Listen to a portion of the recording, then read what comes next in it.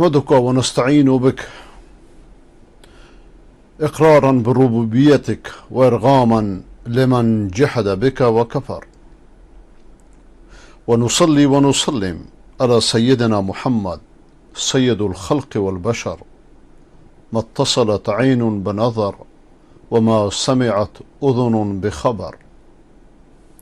اللهم صل وسلم وبارك عليه وعلى أهل بيته الطيبين الطاهرين وعلى أصحابه نجوم الهدى الغر الميامين، أمناء دعوته وقادة ألبيته ووزراء دولته وأوصياؤه في أمته، رضي الله عنهم ورضوا عنه، وعلى من اتبعهم بإحسان إلى يوم الدين، إرغاما لمن رفض وابتدع. اللهم اجعلنا من المتبعين لهم بإحسان يا أكرم الأكرمين. اللهم نور قلوبنا بالعلم وصحل أخلاقنا بالحلم، واجعلنا ممن يستمعون القول فيتبعون أحسنه. اللهم يا من هو أقرب إلينا من حبل الوريد، يا فعالا لما يريد، يا من يحول بين المرء وقلبه، حل بيننا وبين من يؤذينا ويتآمر علينا بحولك وقوتك، يا كافيا كل شيء ولا يكفي عنه شيء. اكفنا ما يهمنا من هموم الدنيا والآخرة، إنك على كل شيء قدير وبالإجابة جدير. رب اشرح لي صدري ويسر لي أمري واحلل عقدة من لساني يفقه قولي. به نام آنکه بر ما عقل و دین داد، به ما توفیق خیری این چنین داد. سپاس و حمد دائم آن خدا را که نعمتهای بی حد داد ما را. درود و هم سلام بی نهایت به روح مصطفی ختم رسالت، به آل و صحب آن فخر دو عالم، به هر روز و شبی هر آن دم آدم، خصوصا بر روان چار سرور ابو بکر و عمر عثمان و حیدر که هر یک کوکب برج خلافت درود حق بر ایشان بی نهایت. خدایا هرچه داریم از تو داریم، به جز تو از کسی چیزی نداریم. به ما بخشیده ای هر گونه نعمت، به ما هرگز نشاید از تو غفلت. تمام هستی ما از برایت، تن و جان و روان ما فدایت. ندانم من چه چیزی بهرمان به، خداوندا به ما آن ده که آن به. به شافی و ما رحم کن ما را ببخشا، تو دستمان گیر و هم عفومان بفرما. با حمد و سپاس و ستایش بی حد بر خداوند متعال و با درود بی پایان بر محمد مصطفی علیه السلام که با او وحی آسمانی ختم شد، برخلاف دروغگویانی امام تراش کذاب دجال از خمینی تا کلینی، بلکه همچون که علی می فرماید ختم به الوحی، با پیامبر وحی ختم شده. و درود خداوند بر اهل بیت پاکش و نسب پاک دامنش و همسران پاک دامنش، مادران مؤمنان و صالحان و نیکان، نه مادران سبابان و شتامان و بی تربیتان و کذابان و دجالان و خرافیان و امام تراشان و بدعتگزاران. و درود خداوند بر اصحاب محمد باد که بهترین اصحاب بر بهترین پیغمبر بودند، به کتابش عمل کردند، فرماندهان لشکرش بودند، پرچمداران دعوتش بودند،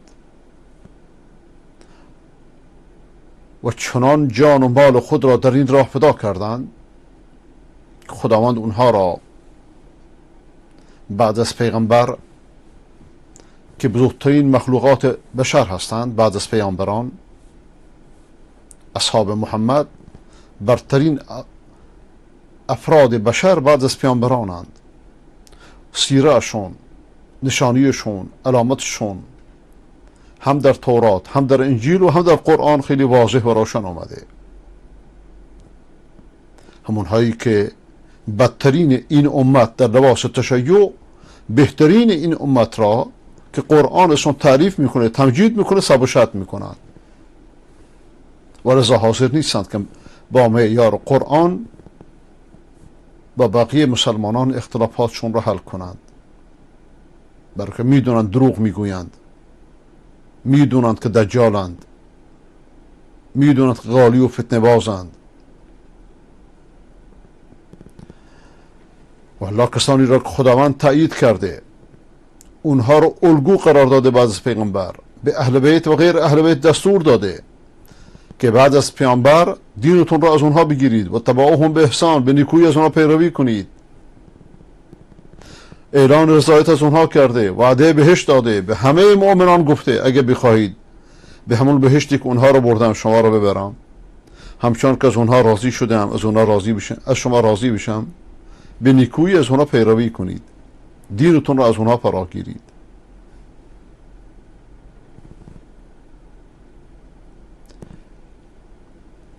و با عرض سلام و ادب شما بینندگان ارجمند در سراسر گیتی، از مؤمنان و صالحان و حقجویان و منصفان از خداوند متعال تقاضا دارم که در این اوقاتی را که مشرف به خدمتتون هستم، آنچه را که برای اصلاح قلوب و افکار و رفتار و گفتار و کردار و خانواده و جامعه و اصلاح دنیا و آخرت من شما مفید است، خداوند آن را به لطف و مرحمت خودش بر قلب و فکر و زبان بنده جاری نماید. و شما سروران ارجمند را و شما برادران و خواهران محترم را و شما فرزندان عزیز را از کسانی قرار بدهد که سخن را به خوبی میشنوند. چشمداری توز چشم خود نگر، منگر از چشم آخوند سفیه بی هنر. گوشداری توز گوش خود شنو، گوش گولان را چرا باشی گرو. این گولان کیانند؟ روحانیت مدعی تشیع، روحانیت عیسی پرست، روحانیت عزیر پرست. همه روحانیت ها در همه ادیان دکان دین باز کرده اند، جز اسلام که روحانیت نداره، عالم و متعلم داره. سواد اعظم مسلمانان که پیامبر دستور داده که از اونها باشید، چیزی در میان روحانی بین خود نمیشناسند. میدونند که فلانی عالم، طالب علمه، نه که طبقه خاصی باشه که به دیگران از دیگران سواری بگیره، همچنان که در همه فرق و ادیان ضاله هستش.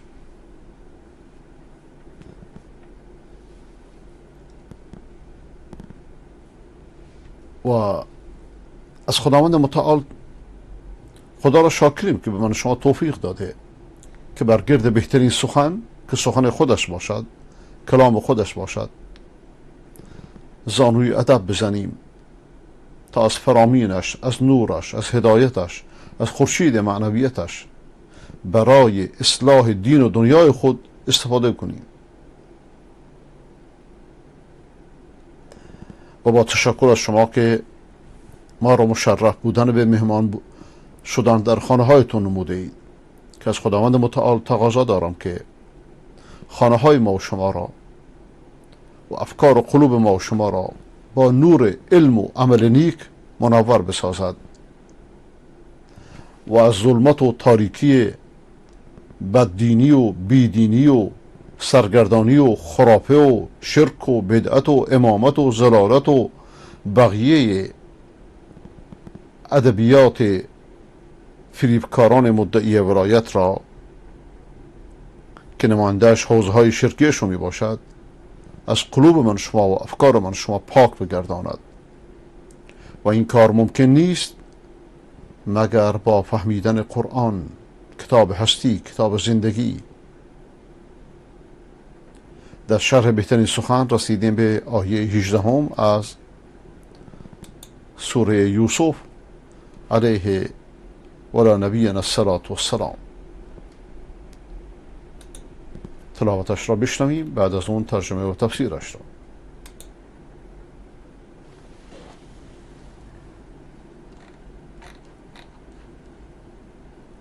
وجاءوا على قميصه بدم كذب قال بل سولت لكم أنفسكم أمرا فصبر جميل والله المستعان على ما تصفون.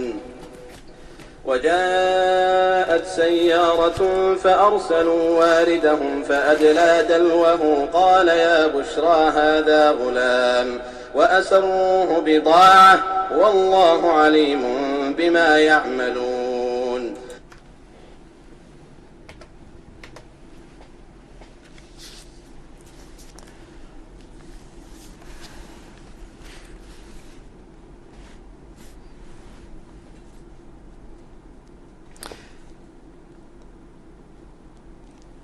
یکی پیرهن غرق در خون تر نهادند در پیش چشم پدر، بگفتا که این کار منحوس و ترد، به چشمانتان نفس زیبا بکرد. کنم صبر در این مصیبت گران، کند یاری من خدای جهان. به چاهی که افتاد یوسف در آن، رسید خود از راه یک کاروان. همی کرد سقا بر آن سو شتاب، که از چاه بیرون کند سطل آب. چون سطل بیرون کشیدی ز چاه، چه دیدی غلامی به خوبی ما.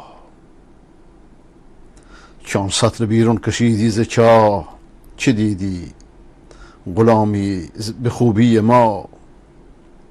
بگفتا بشارت تو را ای غلام، که بیرون بجستی خود از این ظلام.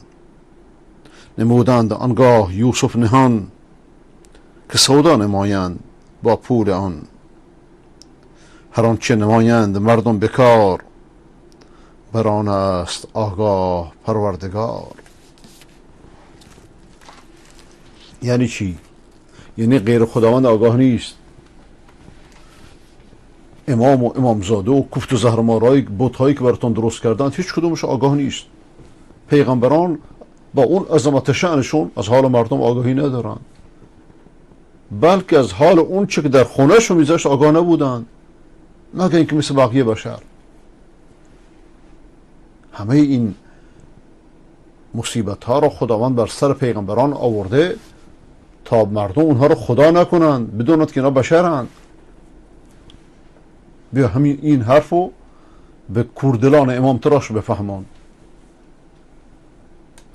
حرف به همین سادگی رو. فصبر جمیل والله المستعان علی ما تصفون. وقتی که این خبر دروغین و شبانه آوردند در وقت شب، این پدر پرتوت، بزرگ بنی اسرائیل، سرور قوم، رهبر دینی قوم، با این عمرش، با این پیریش کجا بره پرسجو کنه؟ کجا رو به تفتیش بکنه؟ با آمدن به شب راه تفتیش رو جلوش بستن. اگه در روز بود ممکنه بره مثلا محل حادثه رو ملاحظه کنه، اما شب نمیتونه. و علتش هم اینه که خود اینها، خود دروغگو میدونه که دروغ میگه، که خودشون که با این دستپاچگی برادران یوسف که این دروغ درست کرده بودن، میدونستند که چون این دروغ بزرگ به این سهولت کسی نمیتونه باورش کنه. و دروغ عموما تضادش در خودشه. ولذا با دستپاچگی اومدن پیرهان یوسف علیه و نبینا السلام رو خونین کردن، اونو خون دروغین. باز چه گفتن؟ ببین دروغگو خودشو کشف میکنه. و ما انت به مؤمن لنا، چرا این حرفا میزنید؟ تو ما رو باور نمی کنید. برای که دروغ گفتن این حرف میزنن. صادق نیازی به این حرف نداره. انسان صادق نیازی به سوگند هم نداره. لیکن چون خداوند خذلانشان کرد، مشمول خذلان خدایی شدن، پیراهنی که آوردن پاراش نکردن، پیراهن پارا نشده رو به خون آغشته کردن، با دستپاچگی آوردن پیش پدر. وقتی یعقوب پیراهن رو مشاهده میکنه، میدونه که فرزندانش دارن دروغ میگن بهش. ورزا فرمود ان هذا الذئب كان رحيما كيف اكله ولم يحرق قميصه. این گرگ چقدر مهربان بوده، مسخرهشو میکنه. چطوری اونو خورده پیراهنشو پاره نکرده؟ و علاوه بر این ممکنه که بگیم که حضرت یعقوب از وحی میدونسته که یوسفش زنده، اینم امکان داره، یا از فراستش یا از راه وحی. لیکن چون مسئله وحی مسئله اینجا در این مقطع احتمالیه، چیز واضحی نیست که بگیم که حتما بهش وحی شده، لیکن با فراست هم میشه اینو فهمید. پس صبر جمیل، پس صبر خوبه. امام فخر رازی میدونی که ری تهرانه، تهران کنونی ری جزئی ازشه، در جنوب تهرانه. یعنی که این شهر سنی نشین بوده که امروز یک مسجد قانونی سنی نداره به خاطر توحش مدعیان تشیع و خونخواری شاگردان کلیسا و کنیست در لباس امامت و ولایت. چون شهری که امام فخر رازی رو و امثالش رو داده بیرون، امروز یک مسجد بر اون هم عقیده هاش نیست. هرچی هست مساجدی که یا دکانه یا شکنجهگاهه یا بتخانه، یا کسی توش نماز نمیخونه، مثل کلیساهای مسیحیان شده. امام فخر رازی می نویسه که دیگران این روایت میکنن، میارم براتون بعداً،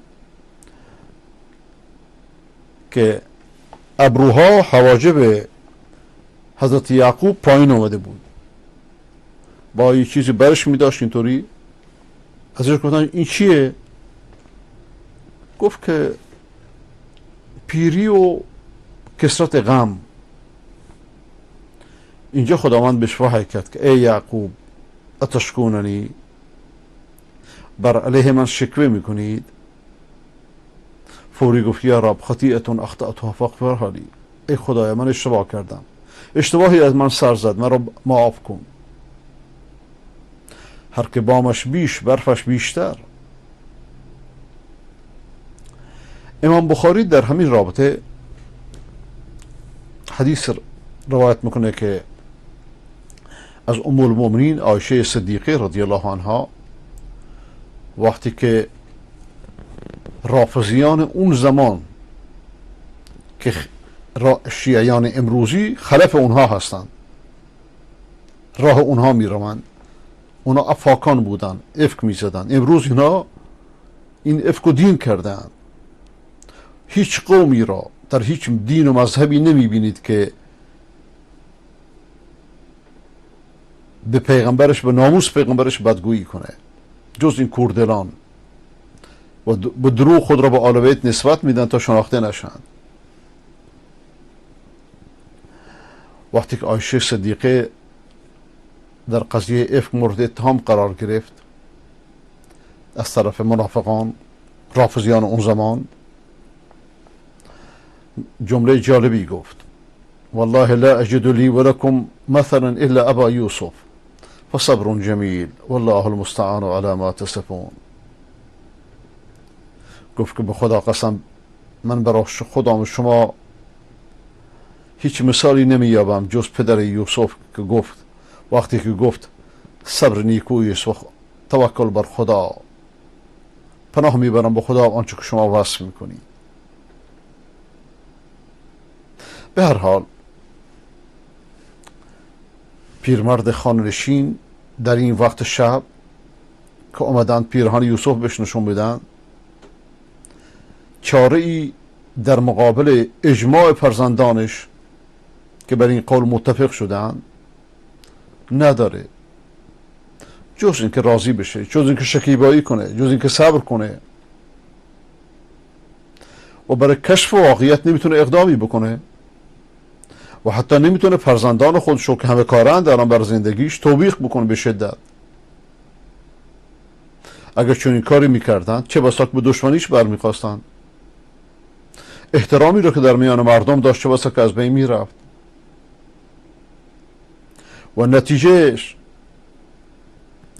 نتیجه چنین عملی جز ویرانی زندگی خودش، رفتن آبرو و حیثیت خودش، چیز دیگری نمیشد. ولذا ناچار شد که قائله رو خاتمه بده و توکل بر خدا بکنه. لیکن آیا این پدر بزرگوار داغ دیده بعداً به تحقیق و تفحص پرداخت، از شبانان، از رهگذران سراغ گمگشته خودشو گرفت یا نه؟ یا اینکه گذاشت به خداوند، یا اینکه منتظر وقایع بعدی بود؟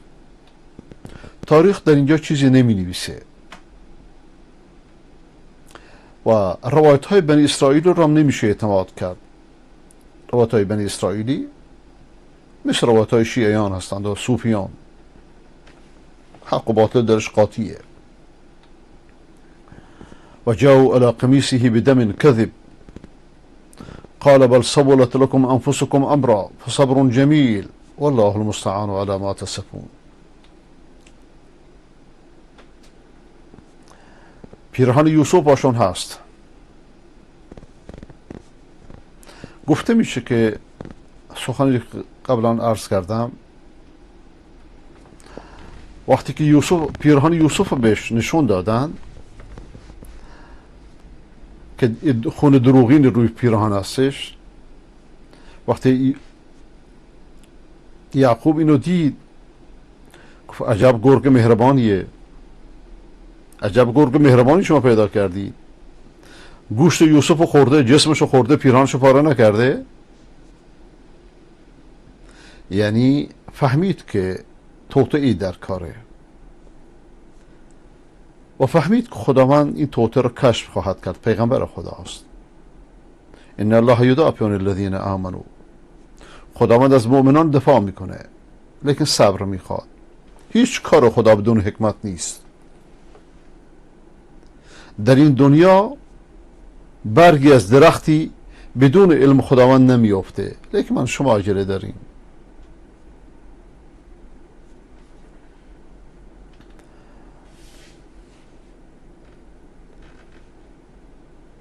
و بعضی از علما داستان یوسف و داستان قمیصش شروع میکنن، پیرهنش. اینجا برادرانش پیرهنش رو آوردن با خون دروغین. در اواسط سوره، همین سوره شریفه، خواهیم دید که مسئله پیرهن دوباره مطرح میشه که آیا پیرهن از جلو پاره یا از پشت سر، وقتی که همسر عزیز مصر، پادشاه مصر، اونو به طرف خودش میکشه.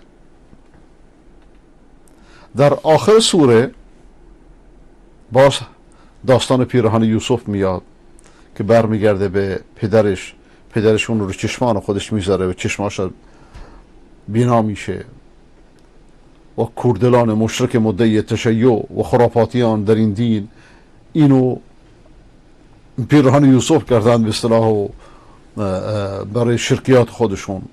محکمات قرآن رو گذاشتن کنار، محکمات احادیث رو گذاشتن کنار، عقل رو گذاشتن کنار.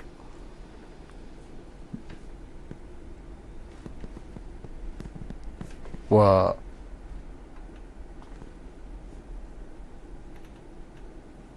خداوند خواسته که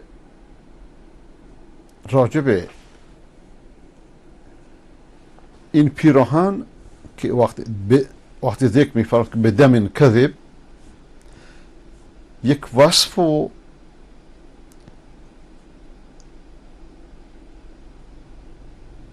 وصف مصدری بکنه برای مبالغه، گویا که خود خون دروغه.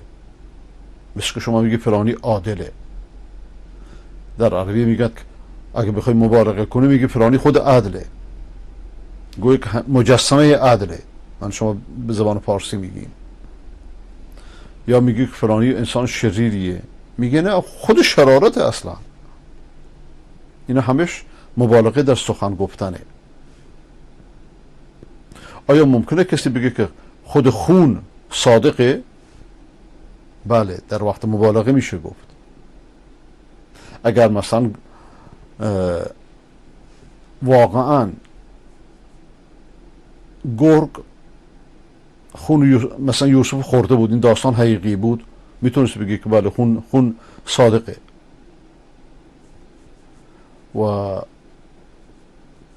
لیکن در این واقعیت دروغ داره فریاد میزنه در هر نقطهش، بلکه دستپاچه بودن و خذلان خدا همراهشون شد. و اگر گرگ یوسف خورده بود، این خون از داخل به خارج می اومد، نه از خارج به داخل. اینو محققان به خوبی میتونن بشناسن.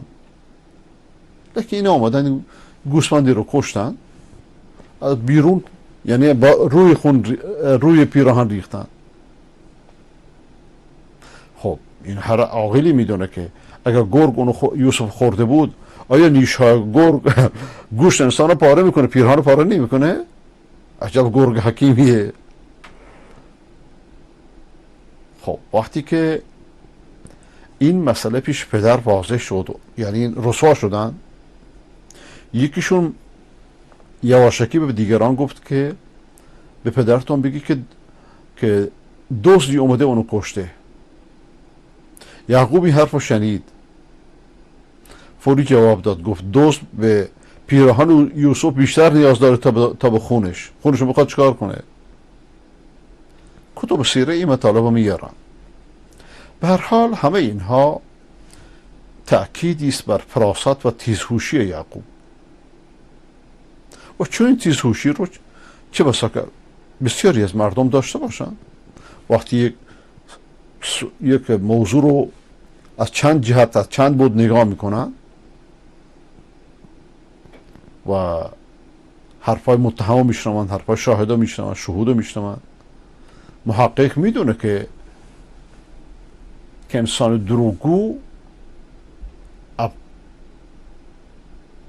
افکارشو، سخنانشو از واقعیت نمیگیره، بلکه انسان دروغگو سخنانشو از خیال مریض خودش، از خیال مضطرب خودش میگیره، واقعیت نداره. ورزا میگن که ان کنت کذوبا فکن ذکورا. اگر دروغگو شدید، خدا نکرده، حداقل حافظت قوی باشه. اینجا خداوند فرمود که اون چرا که بر زبان یوسف اومده، بر زبان یعقوب علیه السلام اومده، بل سولت لكم انفسكم امرا فصبر جمیل والله المستعان على ما تصفون. السول راحت بودن نفس رو میگن. وقتی که انسان اعصابش محکمه، اعصابش متوتر، ناراحته، بعد دوست داره که آرام بشه، این آرامی رو سول میگن. مدتی آرام میگیره، بعد در نفس خودش نشاط جدیدی میبینه. اینجا سبولت لکم انفسکم امرا، یعنی نفستون برای شما این دروغ رو آسان کرده. مادامی که نفس شما این دروغ رو بهتون یاد داده، من هم موضعی میگیرم، من یعقوب موضعی میگیرم که مناسب با این وضع باشه، صبر میکنم. فصبر جمیل، صبر نیکویی. اونایی که مرض و غرض دارن، دنبال اشتباه در قرآن هستن، میپرسند که آیا مگه صبر نیکو هم داریم؟ صبر دیگه، صبر همش تلخه، صبر نیکو چیه؟ لیکن ما دو نوع صبر داریم. یک نوع صبر داریم که از یک چیز شما صبر میکنید، یه نوع صبر دارید که بر چیزی صبر میکنید.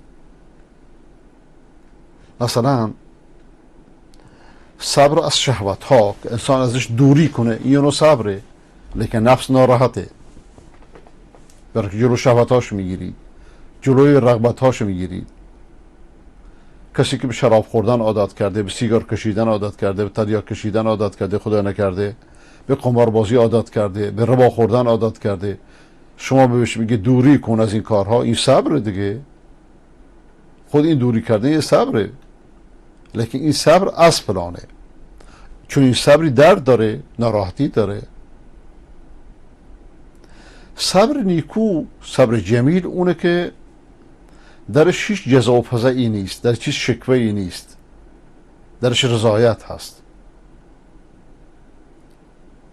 فرزندت فوت کرده، راضی به قضای خدا هستید.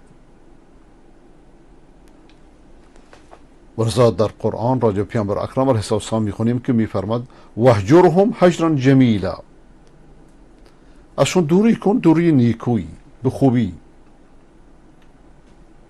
اینایی که دنبال تناقض در قرآنن، در واقع قرآن رو نمیفهمند و نمیدونن چطوری برن سراغ قرآن، چطوری بفهمنش. اینجا یعقوب علیه و نبینا السلام میگوید که صبر جمیل، یعنی صبری میکنم که در شکوه و آه و ناله نباشه. میاد شیعیان روزی این آیه رو بفهمند، اگر بفهمند این آیه رو،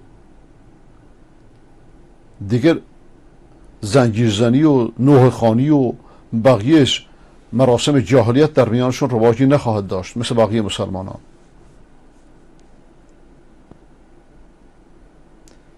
نه اینکه بعد از 1400 سال شکوه بکنن، زاری بکنن، شیون بکنن، به خود بزنند، خود را ابزار ابلیس قرار بدن و کارهاشون جز ابلیس و کسی راضی نمیکنه. و سردسته این ابلیس ها روحانیت های دجال و کذاب هستند. و لذا یعقوب علیه السلام صبر جمیل داره و میفرماد که انما اشکو بثی و حزنی الی الله، من غم و اندوهم رو فقط به خدا شکوه میکنم، پیش خدا میبرم. پس فرق این که انسان به خدا شکوه کنه، این که از خدا شکوه بکنه.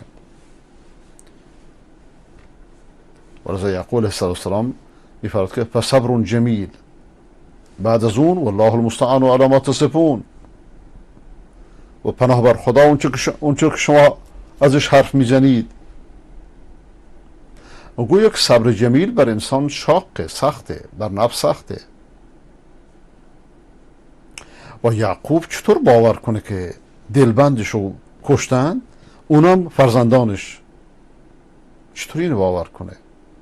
چطوری دروغشون رو باور کنه؟ چطوری با خود همین فرزندان که فرزندشن به هر حال موضع بگیره؟ اگه پافشاری کنه که شما دروغ میگید، باز اینا فرزندانشن. برای جز صبر راهی نداره. چون این موضوع واقعا هم سخته، یعنی چون این موضوعی از زهر خوردن سختره. آدم دشمنی رو از دور انتظار داره، از دشمن، لیکن از فرزند، از برادر، از دوست، از رفیق،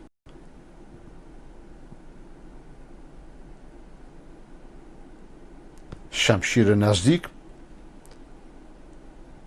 سخت‌تر و تلختره، برنده تره. و برای که کسی که چنین موضوعی داشته باشه، خب یا باید موضوع سخت بگیره، شدت عمل به خرج بده، یا مهربان باشه. دوتا رو جمع کنه خیلی سخته در چنین حالتی. ولذا در چنین حالتی انسان جز پناه بردن به خدا راهی نداره.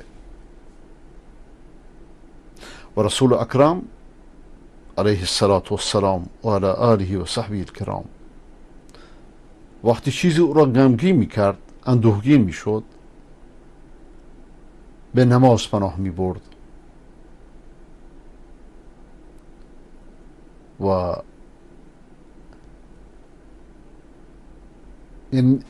یعنی چیزی که از اسباب و قوانین بشری خارج می بود، به سوی مسبب الاسباب می رفت. مسبب اعلی خداونده. ولذا یعقوب علیه السلام میگه که والله المستعان علی ما تصفون، پناه بر خدا آنچه که شما میگویید. تصفون یعنی چی؟ یعنی که شما میگید حقیقت نیست، شما چیزی میگید که واقعیت نداره، واقعیت چیز دیگری است. ولذا در سوره نحل آیه 116 هم میخونیم لما تقولون ما لا تفعلون كبر مقتا عند الله ان تقولوا ما لا تفعلون. یا آیه 116 سوره نحل ولا تقولوا لما تصف ألسنتكم الكذب هذا حلال و هذا حرام. به زبانتون دروغ نگید چیزی رو که این حلاله اون حرامه، از پیش خود صیغه رو حلال کنید، مرماهی رو حرام کنید، از خود حلال حرام نتراشید. کاری که مولایان شیعه میکنن همون کاریست که یهود و نصارا کردن. یعنی دروغ نگویید. یا در سوره صافات هم میخونیم سبحان ربک رب العزت اما یصفون، منزه از خداوند رب العزت از اون چه که وصف میکنند.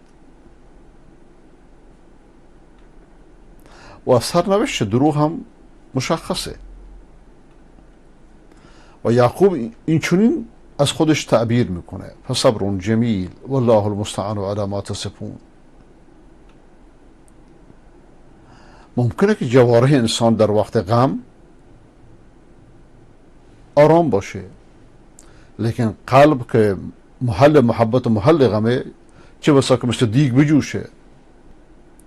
ولذا هیچ راهی جز استعانت از خداوند نیست و استعانت فقط و فقط باید از خدا باشه. ولذا من شما در سوره فاتحه میخونیم که و اینو حد اقل در فرایض که 19 رکعته در روز تکرار میکنیم که با سنت ها حدود 50 رکعته در روز تکرار میکنیم که ایاک نعبد و ایاک نستعین. ای خدایا فقط و فقط تو رو عبادت میکنیم و فقط از تو استعانت میطلبیم. نماز که تمام شد آقا میگه یا محمد یا علی اکفیانی فانتما کافیانی. جاهل موندن علتش تقلید، مقلد شدن علت جاهل موندنه.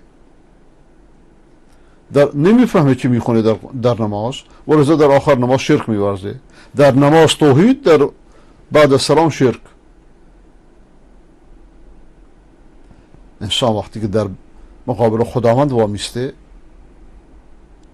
چه بسا که دنیا اونو مشغول نگه داره، ولذا از خداوند کمک میطلبه که در عبادتش موفق باشه. ایاک نعبد و ایاک نستعین. نه اینکه مثل قالیان امام تراش بگه که غیر خدا رو صدا بزنه. انشاءالله که این موضوع رو در جلسه بعد بیشتر توضیح میدیم. و آخر دعوانا الحمد لله رب العالمین و صلی الله علی سیدنا محمد و علی آله و صحبه اجمعین. کسانی را که امروز پنجشنبه روزه بودند خداوند روزشون را قبول کند. اونهایی که روزه نبودند خداوند توفیق بهشون بده که دوشنبه و پنجشنبه آینده روزه بگیرند.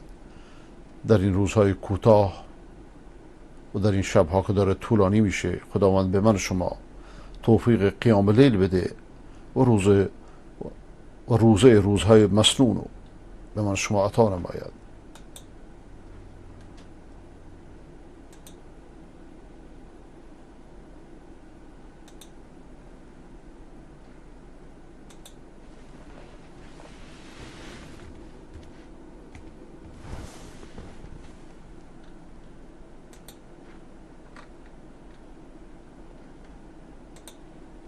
سرتاسر ایران برای ضعفا مسکن میسازیم.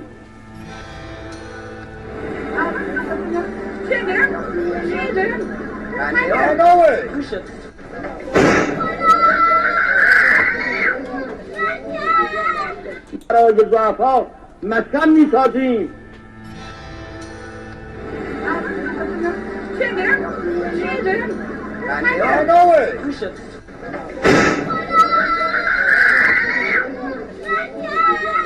مردم به جهت بالا رفتن قیمت مسکن دارن میرن تو چادر و کانکس، گاهن دیده شده در پشت بام ها پشت بوم ها رو اجاره میکنن، زندگی میکنن. از بچگی تو این تهران بزرگ شدیم، هنوز صاحب مسکن نیستی؟ نه 2 سالم خونه ندارم. کاهش هزینه مردم در گروه کاهش در واقع هزینه مردم و سبد هزینه مردم نسبت به مسکن. اولین روزم برای حضور در وزارت نفت با برنامه زمانبندی مشخص اعلام کنم. کسی که هر جمعه غسل جمعه رو انجام بده به مدت 1 سال مداومت داشته باشه، انشاءالله صاحب منزل میشه. بفرمایید. این یکی از دره ورودیه. پس اینجا دیگه سر کوچه بسته میشه. اینجا دیگه از اینجا به بعد داره این خونه میبره چیه؟ قشنگ‌ترین و بزرگترین باغ‌های مرکباتیه که من دیدم توی شهر رامسر. بیش از 15,000 متر مربوط به کی؟ باغ مرکبات کیه؟ دکتر محمد لاریجانی. اینم مال حاجی آقای سلیمانی ویرش. لعنت خدا باشه. نماینده ولی فقیه در زایدان. آقای دکتر حداد عادل بود. ایشون برای اداره مدرسه فرهنگ گرفته بودن، منطقه فرشته و الهیه. یعنی ما متاسفانه مسئولین داریم که با حذف 4 صفر که قرار هست پول ملی واحد پول ملی برداشته بشه باز هم میلیاردر محسوب میشن. من در قم مقابله با معلوله مستاجر بودم قبل انقلاب. این مقابله با معلوله. نیاوران خونه 2000 متری داره. فقط کجا بردین؟ اعلام شفافیت اموال و دارایی‌های مسئولین که قبلا پیگیری می‌کردید اتفاق خوبی نیفتاد. 2 سال اونجا خوابوندن، یه قید محرمانه آوردن. خب نصف مملکتو که برداشتن به عنوان دادن به بچه‌هاشون. ولی اگه کسی اعتقاد نداره جمع کنه از ایران بره. یعنی بره همون جاهایی که اون رفاه و اون مدل زندگی رو داره. یعنی هر کی که پول داره زندگی کنه تو این شهر، هر کی که پول نداره از این شهر بره. انصاف نیست. اینا باید ببینن اموالشون از کجا آوردن تو این 40 سال. تاب‌آوری ملت ایران امروز زبان زد هست و در تاریخ ما ثبت خواهد شد. خونه خرابمون کردن، الهی خونه خراب بشن، الهی خونه خراب بشن، نه یارانه نه شغل درست حسابی. مملکتی که افتخار میکردیم، هم پدرم هم کسانی که برای شرفمون برای مملکتمون جنگیدن، بچه هاشون نه خودشون نه چیزی، نه راحتی نه زندگی. کسانی که اونجایان دارن با پولا بازی میکنن، با شرکت ها حقوقای بالا.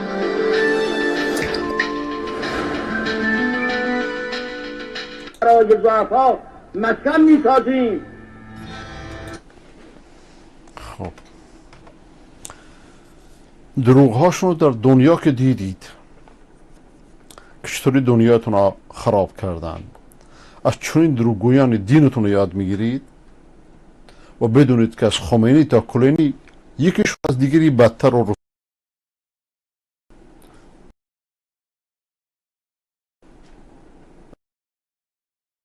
اگه بخوای دنیاتون به ویرانگر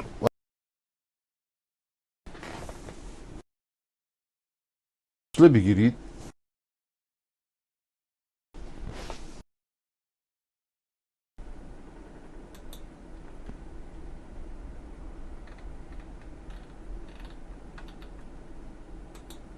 نمونه ها به درازای 1400 سال هجری است. شیطان شبها به زنان بی حجاب تجاوز میکند. موسیقی برای زن حامله باعث می شود بچه در رحم حرامزاده بشود. آقا اینا چه رفتی به 1400 سال پیش داره؟ هنوز روشنفکران و تحصیل کردگان ایران این موضوع رو نمیخوان بفهمند. یک مذهب ضاله به جان اسلام افتاده، چرا سوء تفسیر میکنید؟ در موسیقی غربی اشعه‌ای هست که فرزند را به بیماری ایدز مبتلا می‌گرداند. بفرمایید. این زلزله ها ناراحتی امام زمان از مردم ایران است. اگر خواهش آقای خامنه ای از امام زمان نبود تا به حال چیزی از ایران نمانده بود. بفرمایید. فرو کردن دو شاخه برق در پریز برق توسط زنان اگر در حضور مردی نامحرم باشد گناه کبیره است، بفرمایید. چون باعث تحریک مرد می شود. واویلا. امام جمعه اردبیل فرمودند هنگام نوشیدن آب 3 تا بسم الله بگویید، زیرا در آب 3 تا جن وجود دارد، 2 تا هیدروژن، 1 اکسیژن. بفرمایید. مدیون هستید اگر اطلاع رسانی نکنید. ما که به سهم خودمون اطلاع رسانی کردیم، شما رو دیگه به خودتون واگذار میکنم.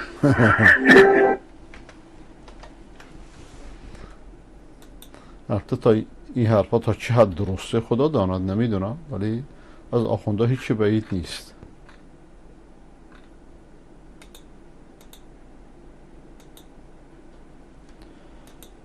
آقای موحد سرحد.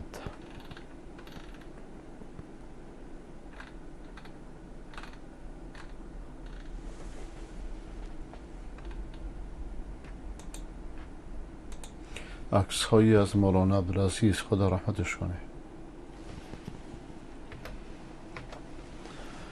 اینو من نمیدونستم کیه. این آقای حمیدالله نیست، شخص دیگری باید باشه.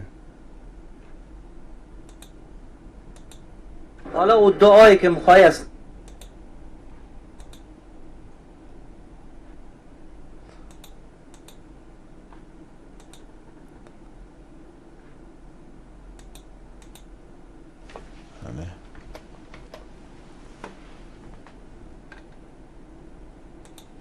حالا او دعایی که میخوای از ته دل داشته باشه، یا پاکی خدای خود خلوت کنه در این شبه نورانی و معنوی، شبه که سرشار از خیر و برکته، شبه که در رحمت خداوندی و روی بندگان صالحی بازسته، او دعایی که از ته دل میخوای داشته باشه چه دعاییه؟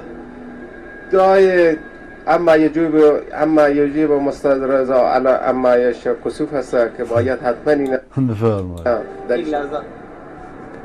بلد نیست دعا رو خوندن بیچاره. خب به فارسی بخون. اما یجیب المضطر اذا دعاه. دعای اما یجیب و یشفا کسوف هست. خیر.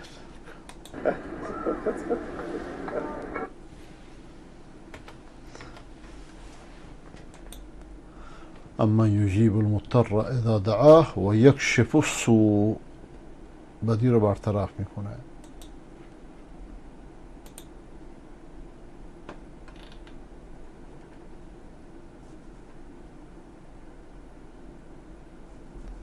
آیا شما، السلام علیکم جناب دکتر، سوالی دارم. آیا شما رسول الله صلی الله علیه و آله در خواب دیدید؟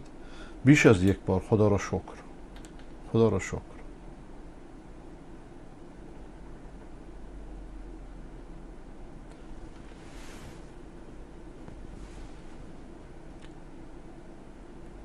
آقای عبدالمجید از زاهدان.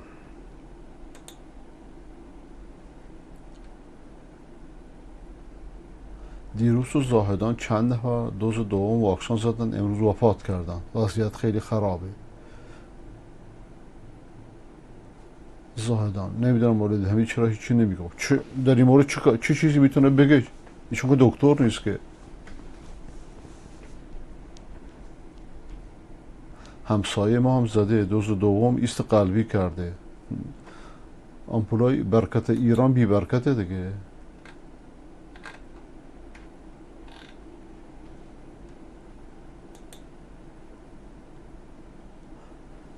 آقای عبدالکریم هدایت شده، در وقت حیوان رو ذبح کردن بسم الله را بلند بگویم یا آهسته؟ هر دو اشکالی نداره، چه بلند بگی چه آهسته، مهم اینه که بگی.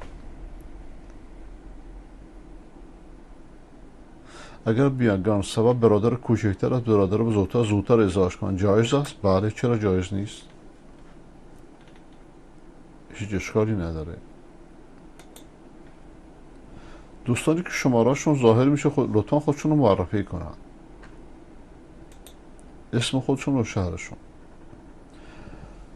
سلام علیکم. آقای مولازاده علیکم السلام ورحمت الله. امیدوارم در فنای خداوند متعال در این راه خطیر و خداپسند موفق و مؤید باشید. خیلی متشکرم. سلامت باشید. بنده خودم اهل سنت بوده و بر همین اساس پیشنهادی داشتم. در بین اهل سنت متاسفانه فرقه صوفیه با نیرنگ و فریب با سوء استفاده از سادگی مردم با صرف هزینه‌های مالی در بین مردم رخنه کرده و در شبکه‌های مجازی و همچنین تبلیغات مستقیم در بین مردم به اشاعه عقیده باطل خود پرداخته و با توجه به صرف هزینه و پذیرایی و ساختن خانقاه و غذا دادن به مردم پیش از هر زمان دیگر در حال انتشار این فکر مسموم در جامعه اهل سنت می باشند. هر جا که تشیع باشه اونجا تصوف منتشر میشه و هر جا که تشیع و تصوف باشه اونجا بیدینی منتشر میشه غالبا. یعنی مطلب دیگر در ارتباط با فعالیت پیروان جماعت مکتب قرآن بوده که به نوعی این عزیزان نیز با غلو و اغراق در حق آقای احمد مفتی زاده ایشان تا حد دارا بودن رسالت صغرا بالا برده. رسالت صغرا که هر مسلمانی رسالت صغرا داره هر مسلمانی مکلف یک آیه از پیغمبر رو که شنیده برسونه بلغوا عنی ولو آیه و آقای مفتی زاده را به نوعی معصوم و مبرا از هر گونه خطا و گناه دانستن. این غلوه و با تعصب خشک هر گونه نقد سخن ایشان را گناه نابخشودنی دانسته و با غیر از فرمایشات ایشان هیچ گونه شخصیت و احزاب دیگر اسلامی قبول نداشته و حتی آنان را مورد ملامت و دشنام قرار میدن که در خصوص موضوعات فوق ذکر جناب عالی بیشتر در جریان بوده و بدان واقفید. حال غرض از مزاحمت میخواستم از جناب عالی خواهش کنم که با توجه به ضرورت و اهمیت موضوع برنامه‌هایی را بدین موضوع اختصاص دید و سبب به تفهیم روشنسازی اطلاع رسانی دینی به این عزیزان اقدام یا بدین طریق زمینه و امکانات الهی نصیب نظام کردن. بارها در این مورد صحبت شده، بارها البته اونا دو گروه هن، یک گروهشون غلو میکنه یک گروهشون نه. خود آقای مفتی زاده من بیش از یک بار دیدمش از چون کیش شخصیتی بسیار متنفر بود.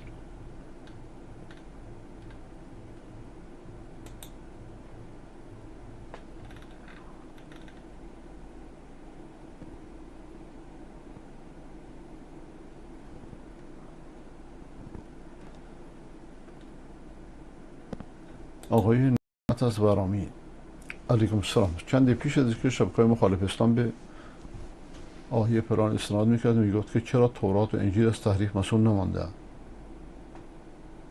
برای که خداوند نخواست اون کتاب‌ها برای همیشه باشه، برای که اون کتاب‌ها برای بشریت نبوده، بر اقوام معینی بوده، مدتش هم محدود بوده. این یک. ثانیاً بما استحفظوا من کتاب الله، یعنی که خداوند حفظ اون کتاب‌ها را به عهده خودشون گذاشته که اونا حفظ نکردن. یعنی این تکلیف رعایت نکردن. اما وقتی نوبت قرآن که رسیده فرموده انا نحن نزلنا ذکر و انا له لحافظون، ما این که قرآن رو نازل کردیم و ما این که حافظش هستیم، ما حفظش میکنیم. الان جن انس اگه جمع بشن، نه فقط امام قرآن کرانی که شیعه درست کرده به نام امام زمان، جن انس اگه جمع بشن که قرآن رو مخفی کنن نمیتونن، تغییرش بدن نمیتونن. قطع میکنید دوستانی که شماره هاشون مشخص نیست لطفاً خودشون معرفی کنن، اونی که شماره هاشون ظاهره. فقط آقای موحد خمین هدایت شده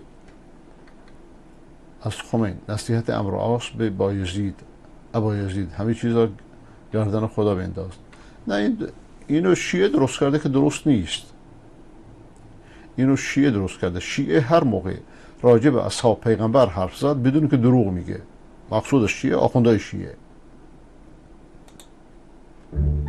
ابا یزید به منبر برو و مردم را وادار به دعا کن، همه چیزا به گردن خدا بینداز. ما به دست خداش سلام، ما به دست خداش، خوشی ناخوشی زندگی مرگ مریضی همه چیز به دست خدا، یکم گرانی به دست خداست. به گردن بله دست خداست، درسته، لیکن به دست خداست معنیش این نیست که شما اقتصاد ما رو خر بدونید.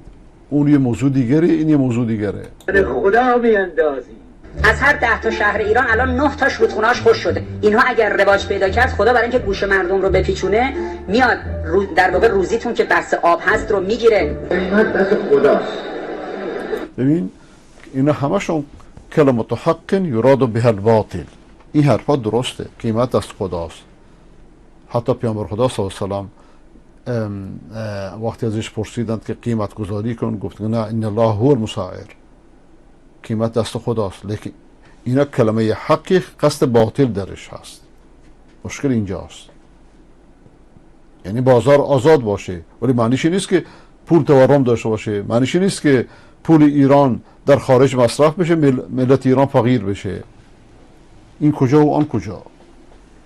قیمت گذاری هیچ دولتی نمیتونه که قیمت گذاری دخالت کنه. همه چیزا به گردن خدا میاندازی. دولت برای مردم رفاه بیاورد. مگر ما برجام را آوردیم؟ برجام رو خدا آورد. این داره دروغ میگه دیگه. برجام رو خدا آورد، یعنی این درست مثل که این دولت امام زمانیه.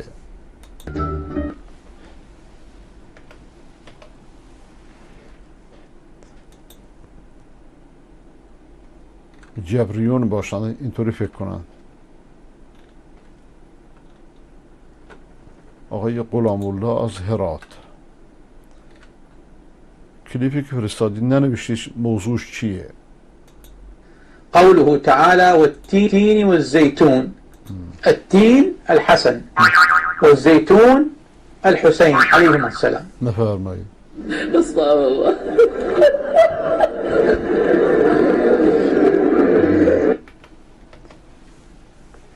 انجیر حسن و زیتون حسین ها. آخوندهایی که ملعونن اینجوری هن دیگه.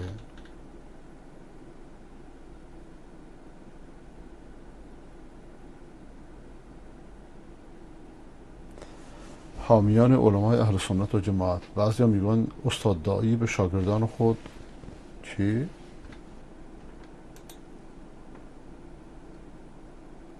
این کلیپ کار نمیکنه میگه.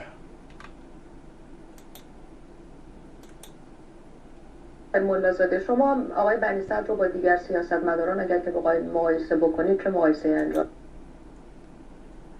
بله این که پخش شد.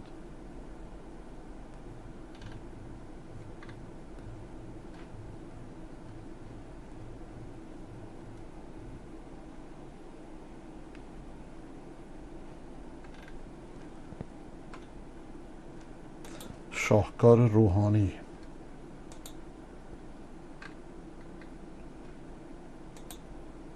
اللهم من گنزدون فی ایرانون در 8 سالون به قدر 80 سالون و الاقتصادون به یه برمون و تلاشون بی ارزشون پول المملکتون به شباعتون انبر نساون. الهی من تلاشون بسیار و به در آوردنون لجع مردمون با خنده هایون رومخون و لحرفایتون صدمنی غازون به زرتون و چرتون. اللهم تغییرون پرایدون 10 میلیونیون به 110 میلیونیون چخ سختون و منه و بر بچمون که لا قسمتون دلارون به 40 تومنون رسانون و تا 1400 با روحانی مردمون شدن پاره اون و رفتون تا ناموسون زیر خط فقرون و بلا نسبتون مملکتون بو ان میادون زیادا.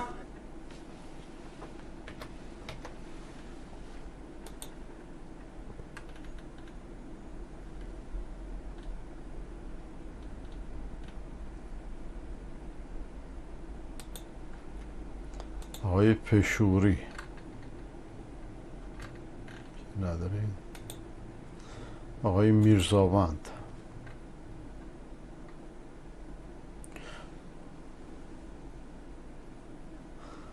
سلام علیکم. پس فطرت‌ترین موجودات سپاهیان و قرارگاه کثیف خاتم جنایتکاران است. من به مدت به اجبار آمدم در اهواز و در یک شرکت که وابسته به سپاه جنایتکاران پاسداران است بسیار اذیت میشم. نمیتونم نمازم رو مثل سنت بخونم. عرب های شیعه و این ترک ها من رو بسیار اذیت میکنن. رئیس این کارگاه یک ترک است. مجبورم والا هرگز اینجا نمی آمدم. حتی عرب های شیعه اجازه نمیدن که نمازم رو بخونم. بسیار دارم اذیت میشم. اینجا همه تارک و صلاتند. وسایلم رو میدوزند و به همه پول معیشت دادن، نفری 105 میلیون. اما به من چیزی ندادن. فهمیدن که من اهل سنتم. میخوام بذارم برم بیرون.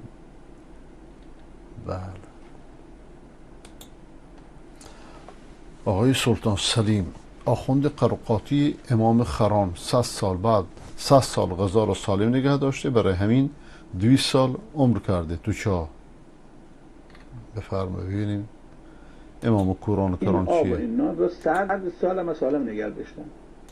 حال بیان پا ماشین حساب. بسم الله الرحمن الرحیم. غذا بیرون یخچال چند روز خراب میشه؟ و اینا رو 100 سال هم سالم نگه داشتن. حال بیان پا ماشین حساب. بسم الله الرحمن الرحیم. غذا بیرون یخچال چند روز خراب میشه؟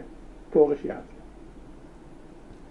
غذایی که باید یه هفته خراب بشه 100 سال سالم مونده. 100 سال چند تا یه هفته؟ یه سال 52 هفته. 100 تا 50 تا میشه 5000. 100 تا 2 تا میشه 200. غذا که یه هفته خراب میشه 5200 برابر عمر طبیعی سالم نگه داشته. خدا خواسته. شما نگو امام زمان چطور 1200 داشته؟ 1200 سال چیزی نیست. ماشین حساب داری؟ آقا اینا اسمش قیاس مع الفارقه. اونجا رو خدا گفته، اونجا رو خداوند به عنوان یک معجزه ظاهر کرده. خداوند بر همه چیز قادره. کجا خداوند گفته که امام قرآن و کرانی که اسمش امام زمان گذاشتید اصلا متولد شده؟ کجا گفته که رفته تو چاه؟ چرا عباس رو به دباس قاطی میکنید؟ چرا شعبان رو به رمضان قاطی میکنید؟ آخه از بوی سفیدت خجالت بکش مردک. این چه ربطی به اون داره؟ 1200 تقسیم بر مثلا عمر طبیعی 50 سال 60 سال 70 سال تقسیم بر 70 80 میشه 14 15 برابر عمر طبیعی. امام زمان عمری نکرده. این فریبکاری با مردمه. این اسمش میگن دجالگری. اینو میگن اسمش فریبکاری. شما اول امام زمان تو ثابت کن، دامادی تو ثابت کن، بعد ادعا ارث کن. عمرش به جا خودش. ولی نانشون در همین بوته. تازه اگر عمر امام زمان را تقسیم کنیم به عمر طبیعی 14 15 برابر آدم عادی عمر کرده. خدا میگه 14 15 با چیزی نیست. 5200 برابر عمر طبیعی آب و نان نگه داشتن. آقا اونو خدا نگه داشته و گفته من نگه داشتم. کجا اینجا گفته من نگه داشتم؟ دجال. قصه نمیکنه دارو. ولی تو این قصه عمر امام زمان نروشن. انظر الی طعامک و شرابک، نگاه کو غذا نمیگه تسنن. خب این اونجا گفته انظر، خداوند گفته نگاه کن. و این هم مثال زده به غذاهات نگاه کن، این فاسد نشده. راجع به امام زمان کجا گفته که انظر تو سرداب؟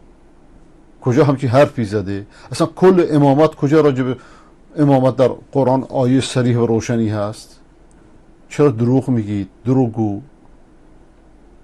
یعنی لم یتغیر. خدا اگر بخواد. اگر بخواد، بله اگر بخواد. ولی شما خواستش رو ثابت کن. کجا خواسته که امام قرآن کرانی بتراشید و برید تو چاه سرداب پنهانش کنید؟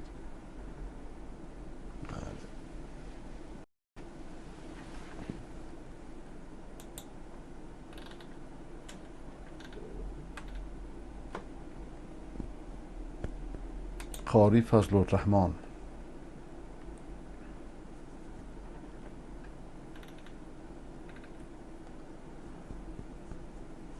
گفتگوی زهرا مشتاق، روزنامه‌نگار ایرانی، با ذبیح الله مجاهد، سخنگوی طالبان. این همونه که قبلا فرستادید یا چیز جدیدیه؟ قراره که زبان رسمی افغانستان پشتون باشه. 2 زبان رسمی داره. من که صحبت میکنم باشه. اینو پخش کردیم قبلا. آقای محمد باقر از سنندج. باشه چشم اصلاحش کنم. خود شما قبلا گفتید عزیز.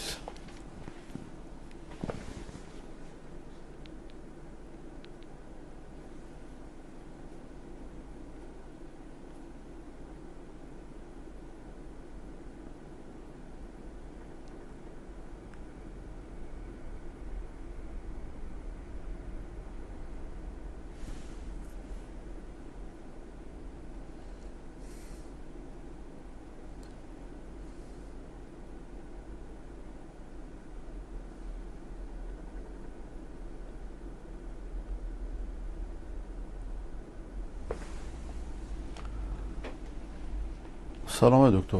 دجالان و رافضیان حاکم بر ایران شعار مرگ بر اسرائیل سر میدهند. اسرائیل یعنی بنده خدا، مرگ بر اسرائیل یعنی مرگ بر بندگان خدا. نه یعنی مرگ بر یعقوب. اسرائیل یعقوب دیگه.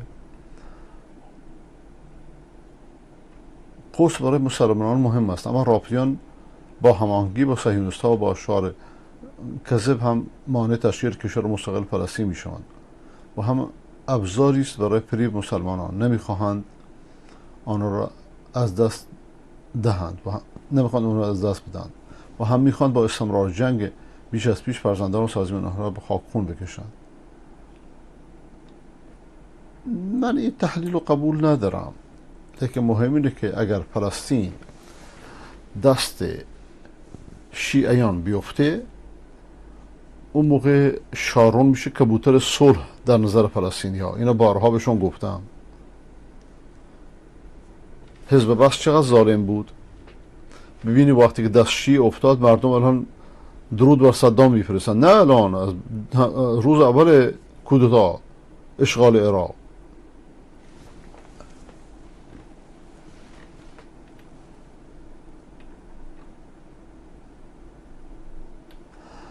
استدلال دارد که حکومت‌های شیعه و رافضیان در طول تاریخ یک سابقه مثبت یا نقطه روشن در جز مسلمان کشی و جنگ‌های فرقه‌ای و آمرفریبی و همکاری با محور صلیبی صهیونی و خیانت ندارند. مردم مسلمان ایران بیوش اهل سنت با شناختی که از پیشینه تاریخی این دشمنان اسلام داشتند چگونه به خمینی دجال و تبارش آن گمراه حق گریز و کذاب اطمینان کردند؟ چرا؟ خب برای که خمینی اول گفت که نه شیعه نه سنی جمهوری اسلامی، بعد حقوقی داد به اهل سنت در قانون اساسی نوشته شده ولی اجرا نمیشه. یه مسجد داد به اهل سنت دوباره پسش گرفت. یعنی اینا واقعا دجالن و دجالگری اهل سنت و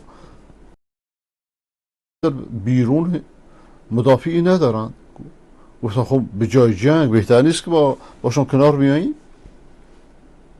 اهل سنت ایران بی پشتیبان ترین مردم جهانند. هیچ دولتی جرأت نمیکنه که ازشون پشتیبانی بکنه.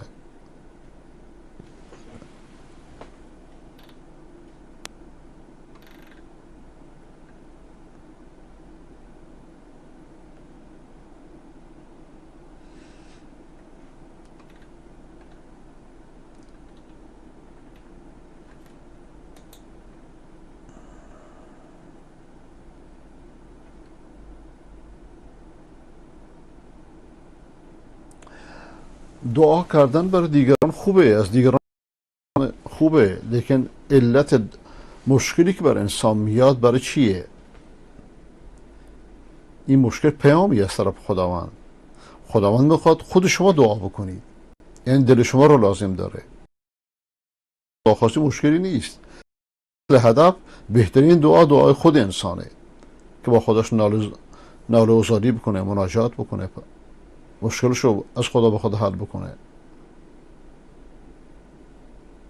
کسی که مثلا مهندس فوق لیسانس یا دکترا داره ولی توی مسائل دینی به اندازه مردم عادی میدونه، شاید هم کمی بیشتر، آیا این مهندس عوام بی سواد گفته میشه؟ این مهندس در رشته خودش عوام نیست، اما در دین بله. همچنان که بنده در شیمی عامیم، در فیزیک عامیم، در 10 علوم عامیم، در رشته خودم نه. هر کسی اینطوریه. هر کسی در رشته خودش متخصصه، در غیر رشته خودش چه بسا که عامی باشه، سوادش خیلی خیلی سطحی باشه. ولذا هر کسی در میدان خودش حرفش حجته اگه با دلیل منطق بود.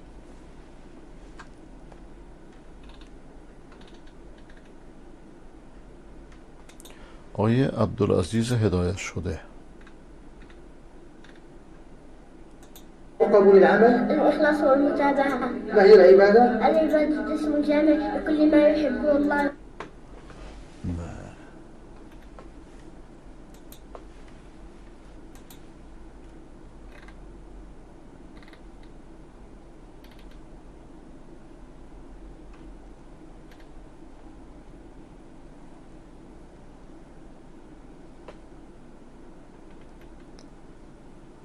آقای محمد هدایت شده. سلام آقای دکتر، خسته نباشید. آقای دکتر خب همون فرکانس شما میگید هست در نامه بالا، اون باز نمیشه هر کار میکنن. همون فرکانس لطف کنید برام بنویسید. خب هم بنویسم، هم بالا نوشتم دیگه. هم بالا فرکانس رو نوشتم.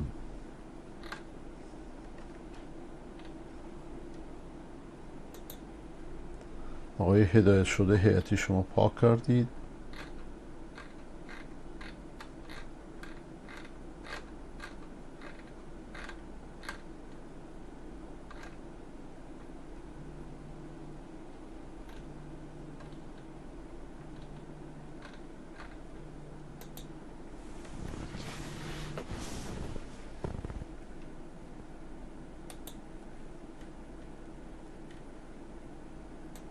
ذبیح الله مجدی زمانی در ایران، نمیدونم چقدر اخبار ایران رو دنبال میکنید، علمای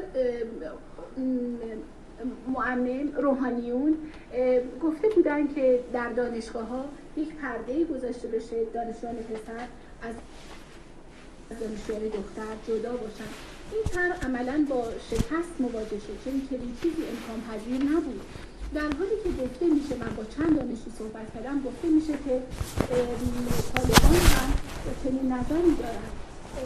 آیا فکر میکنید که واقعا با گذاشتن یه پرده برد یا دست کردن چنین امکان پذیر باشه که شما جدا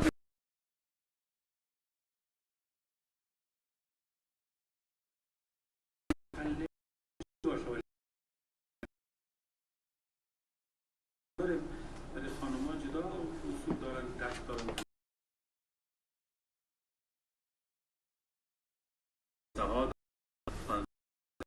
مردانه و زنانه جدا هست. ممکن است عملی شدن میخواه جدیت. اردوگاه کسانی بودند که به جنگ آواره شده بودند، بیشتر خانواده ها، بچه های کوچک، و در شرایط خیلی غم انگیز زیر چادرها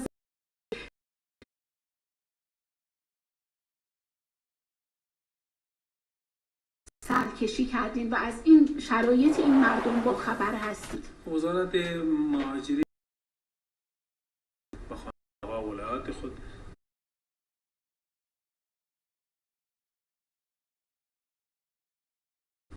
سهولت‌های ترانسپورت برشان آماده شود. سر از این پلان کار روان است. وزارت مهاجرین سرگرم کار است. شاید از اردوگاه دیدن هم کرده باشند و را ثبت کرده باشند، رسیدگی بکنن و رهبرای ما برشان دستور میدن که باید این کار را انجام بدن تا مهاجرین پس به خانواده های خود برن، آواره شده ها پس به خانه خود برن و راه را هم برشان فراهم بکنه، وضعیت امنیتیشان نرمال باشه. تلاش می‌ورزد. آیا تا زمانی که اونا اینجا هستن به لحاظ آذوقه کمک هایی به اونها امکانش هست؟ مؤسسات بین‌المللی از این ما راست کار میکنه. مؤسساتی که با ما در تماس هستن و وعده کردن که با آنها مواد خوراکی میرسونند، ملل متحد، آنها هم درگیر کار هستند و وزارت مهاجرین ما هم وزارت ضد حوادث یا همه درگیر کار هستند. شاید همکاری با ما شده باشه. آقای ذبیح الله مجاهد، من بانک های بسیاری رو عبور کردم، چه بسا خود شما هم دیده باشین، جمعیتی انبوه ایستادن که بتونن پولهاشون رو از بانک بگیرن. جناب عالی و تمام دنیا اطلاع دارن که حکومت قبلی با رفتنش پول خیلی بسیار زیادی رو از افغانستان خارج کرد. پول افغانستان بلوکه شده الان در امریکا.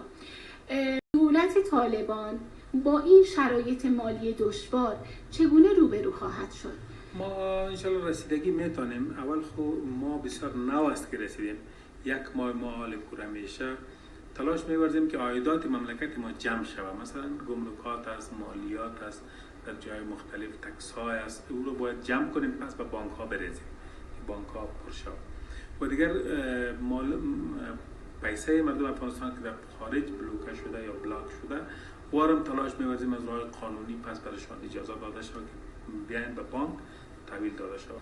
و بعد از اداره کابل یا قبلا که از ما کدام اداره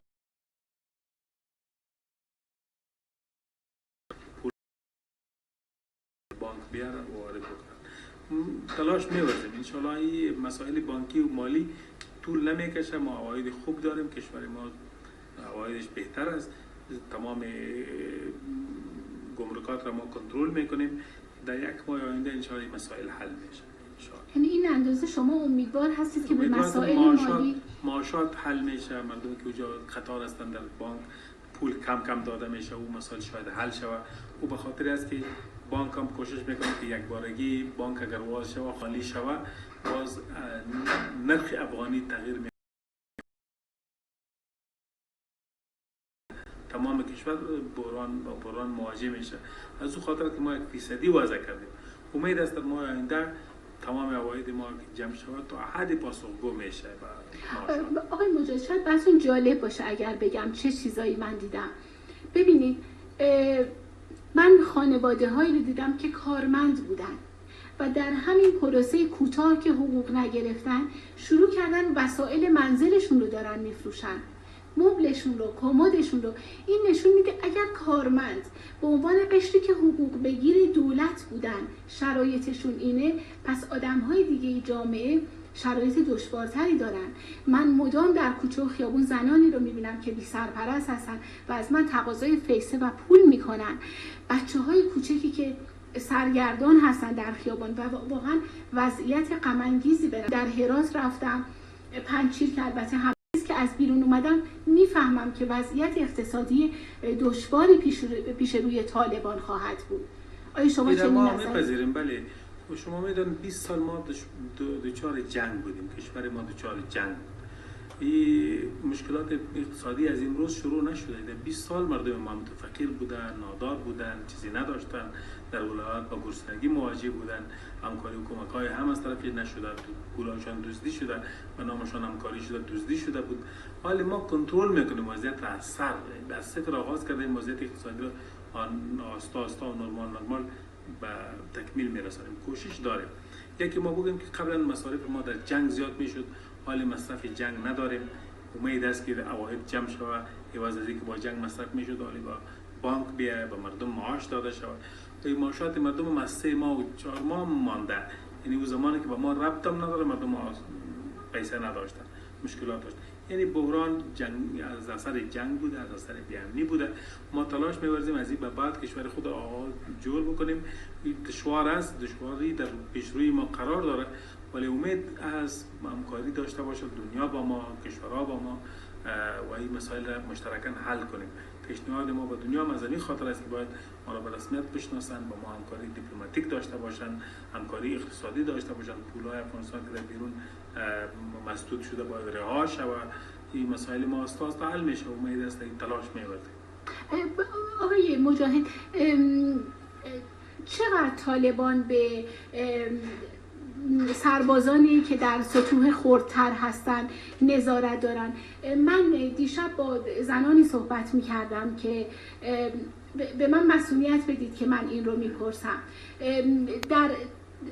به طور مشخص چند اداره رو به اسم بردن که طالبان اونها رو احضار کردن، اون خانم ها رو از روی فرمی که داشتن، ولی اون خانم ها در اون اداره مورد تجاوز جنسی قرار گرفتن از سوی سربازان طالب. میخوام بپرسم که آیا شما نظارت میکنید به سربازان؟ اگر کسی بخواد شکایتی بکنه از طالبان که از سوی او به او ظلمی شده، به کجا باید مراجعه بکنه؟ اول خود تمام حوزه‌های ما شماره شکایت خود را عام کردن، نشر شده، به مردم رسیده. شماره هر حوزه، در هر حوزه اگر کدام کار غیر قانونی صورت میگیره با حوزه تماس گرفته میتونن. دومی کاری که کسی میگه که زنها لست شده و باز تجاوز شده کاملا پروپاگاند است. هر کسی که گفته این خانم‌های شاید باشن که با مؤسسات دنیا یا با علاقات بیرونی دست دارن، برشان دستور داده میشه همچون چیزی بگوین، یا برای خود کیس میسازن به خاطر بیرون رفت از افغانستان کیس میسازن. ما شما متوجه باشیم در افغانستان فرهنگی بسیار بالا، عزت مردم، عزت خانم‌ها بر جا است، هیچ کس نمیتونه تجاوز بکنه، کسی خانم در آزار بده، در باز خصوصا در نظام ما نخواهد نیست. از این ناحیه کاملا اطمینان میتونم هر کسی که کدام شکایتی میکرده با واقعیت نخواهد بود و شاید پروپاگاند کرده باشه. آقای مجاهد، من به عنوان یک خبرنگار 2 تا صحنه از طالبان دیدم که اینو هرگز فراموش نمی‌کنم. نه من، تمام دنیا دیدن. یکی اون صحنه‌ای که یک گوینده تلویزیون نشسته که خبر بگه و 5 تا طالبان با اسلحه بالا سرش ایستادن و این خیلی رعب‌آور بود که خب یعنی چی، با چه شرایطی این آدم داره خبر میگه. و ضرب و شتم خبرنگاران اطلاعات روز که هم وطنان خود شما بودن، خبرنگاران خیلی غم انگیز نخبه در شرایط بدی از این پس زندگی کنند در افغانستان. نه، یعنی هر دو قضیه زیر پیگرد قانونی قرار داره. اول کسایی که در استودیو داخل شدن در تلویزیون افغانستان، اینا ما جدی پیگیری میکنیم، کسها شناسایی شدن که چرا وارد استودیو شدن و این در روزهای اول بوده که کسایی که از جنگ آمدن در اونجا وارد شدن. این معمول نیست، نه باز کسی رفتن، نه تکرار شده و نه چیزی را ما چیزی اجازه میدیم مکررن. در اوایل یک بار تکرار شد، اول آمد اون چیزی واقع شده، ولی جلوگیری جدی از صورت میگیره، پیگردشان جریان داره. موضوع دوم که لطکوب شده در حوزه سوم بود غالبا، خبر رسید به ما 5 خبرنگار زندانی شده بودن با کدام قضیه، باز پس رها شدن 2 تایشان لطکوب خورده. همین قضیه هم زیر تعقیب عدلی قرار داره. ما او را معرفی کردیم، کسایی که در حوزه هستن همه زیر تحقیق هستن که لطکوب کی کرده. ما گفتن نمیتونیم که جنایت رخ نمیده، ما گفتن نمیتونیم در جامعه که اصلا جنایت باید منفی شود، ولی جلوی جنایت گرفته میشه، جلوی تکرار جنایت گرفته میشه. نظام مسئولیت داره که جنایتکار را جزایش بده و از تکرار حوادث جلوگیری بکنه. ما من حیث یک نظام مسئولیت داریم که از تکرار همچون حوادث جلوگیری بکنه. چندین نهاد این بخش کار میکنه که تا همچون چیزی باز تکرار نشه. آقای ذبیح الله مجاهد، من 8 ماه قبل در کابل بودم.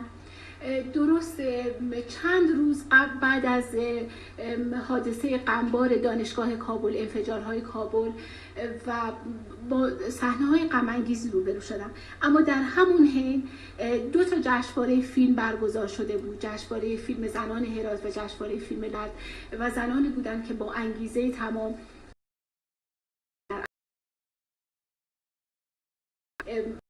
فیلم کار می‌کردن. الان وقتی که به کابل اومدم، اون زنها از افغانستان خارج شده بودن. نه تنها اونها، بسیاری از کسانی که من به عنوان شاعر، به عنوان وکیل در سمت‌های مختلف با اونها دیدار داشتم دیگه نیستن. 2 تا سوال دارم. آیا شما از این نگران نیستید که قشر نخبه و تحصیل کرده افغانستان داره از افغانستان خارج میشه به واسطه وجود و آمدن طالبان؟ بله، ما متاسف هستیم. زمانی که ما وارد شدیم به کسایی که میرفتن فرار میکردن، بارها ما اعلامیه دادیم، بیانیه دادیم، اطمینان دادیم که برایشان خطر در اینجا نیست، در کشور خود زندگی بکنن، زندگی فراهم میشه، شرایط زندگی خوب میشه، جنگ به پایان رسید، دیگه برایشان صدمه نمیرسه. ولی متاسفانه آمریکایی‌ها اینجا در میدان هوایی طیاره‌های خود استارت کرده بودن، به مردم دعوت میدادن هر کس که آمریکا و اروپا میرن بیاین. در این شرایط ما همه رفتن، زیادترشان از افغانستان خارج شدن. برای ما قابل تاسف است، نباید بیرون میرفتن، ولی برشون دعوت میدن که به کشور خود برگردن.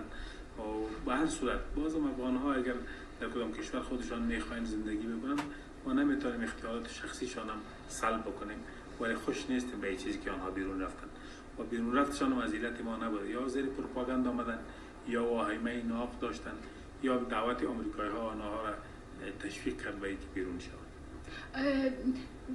آیا فکر میکنین دوباره جشنواره‌ای مثل جشنواره فیلم در افغانستان امکان پذیر باشه؟ اگر به زندگی مردم افغانستان اجازه داده شود، جنگ به پایان برسه، مردم افغانستان آستا زندگی آرام و عادی خود را اختیار بکنه. شاید جشن‌های متعددی را داشته باشیم، تنها یک جشن یک فیلم نه، جشن‌های متعددی را شاید ما شاهد باشیم، ولی در چارچوب شریعت اسلامی، در اصول شریعت.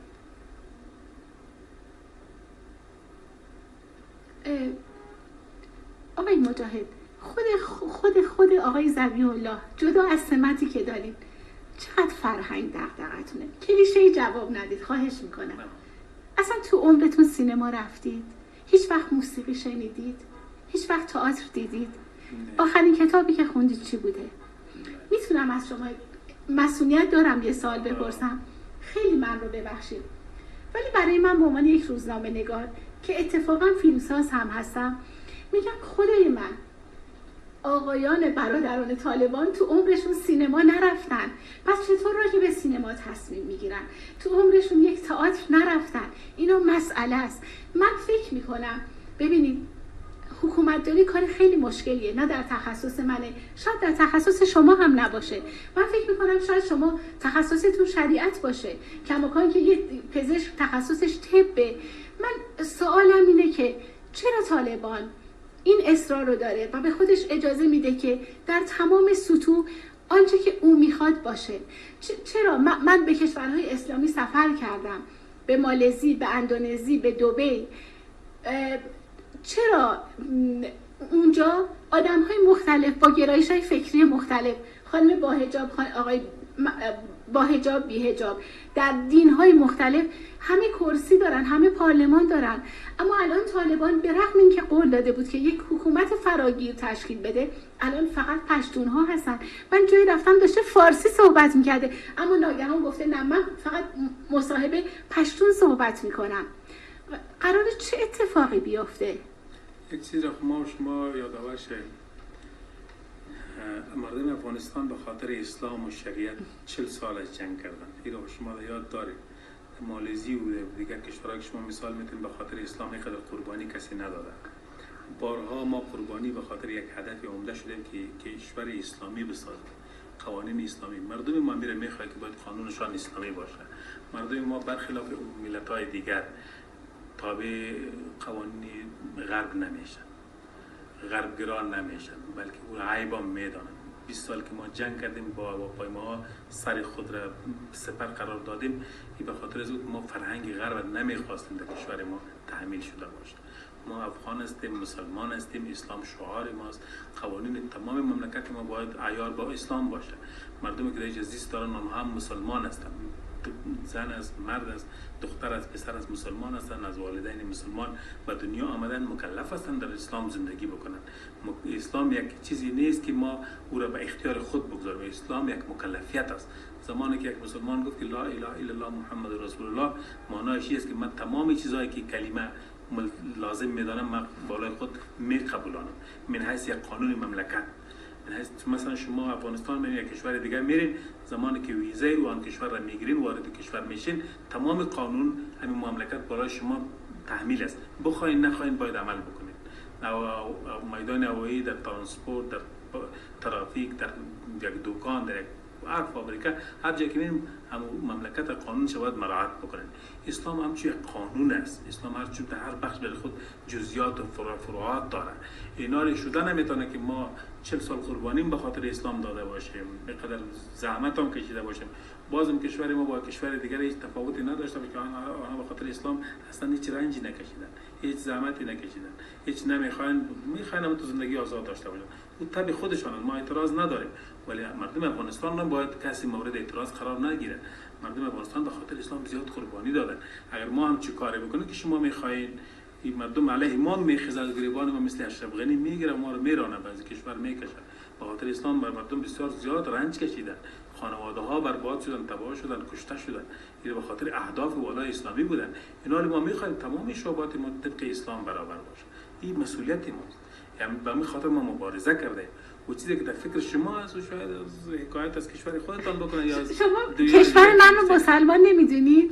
جمهوری اسلامی ایران مسلمان است، مالزی، اندونزی رو مسلمان نمیدونید؟ میدانیم، ولی برای آنها، برای اندونزی ها، برای ایرانی ها، برای هر ملت‌هایی که زندگی میکنن. ولی افغان‌ها برای خود قوانین جدا را میخواین، به خاطرش مبارزه بسیار زیاد کردن. حق دارن با طبق قوانینی که میخواین و میلشان از زندگی بکنن. آقای مجاهد، چرا گفته میشه لا اکراه فی الدین؟ چرا گفته میشه اقرا؟ اقرا نگفته که مرد اقرا یا زن اقرا، گفته اقرا. همه خواندن برای همه است، آگاهی دانش برای همه است. ما خب اعتراف میکنیم خواندن هم برای همه است، آگاهی برای همه است، ولی اصول اقرا هم باید باشه. تنها اقرا خود نیست که در جای باشه، هر قسمی که باشه اقرا. اصول اقرا دانشگاه در شرایط لازم که منجر به فساد نباشه. همچنان گفته لا اکراه فی الدین، او در جای است که ما نمیتونیم اهل هنود در افغانستان زندگی میکنن ما اول بگیم به زور مسلمان بکنیم. لا اکراه فی الدین، در دین اکراه نیست. و زمانی که یک مسلمان گفت که لا اله الا الله محمد رسول الله گفت، باز زیر اکراه من. چرا نماز پنجگانه فرض است؟ فرض به معنای چیست؟ لازم. او نمیتونه که سرپیچی بکنه.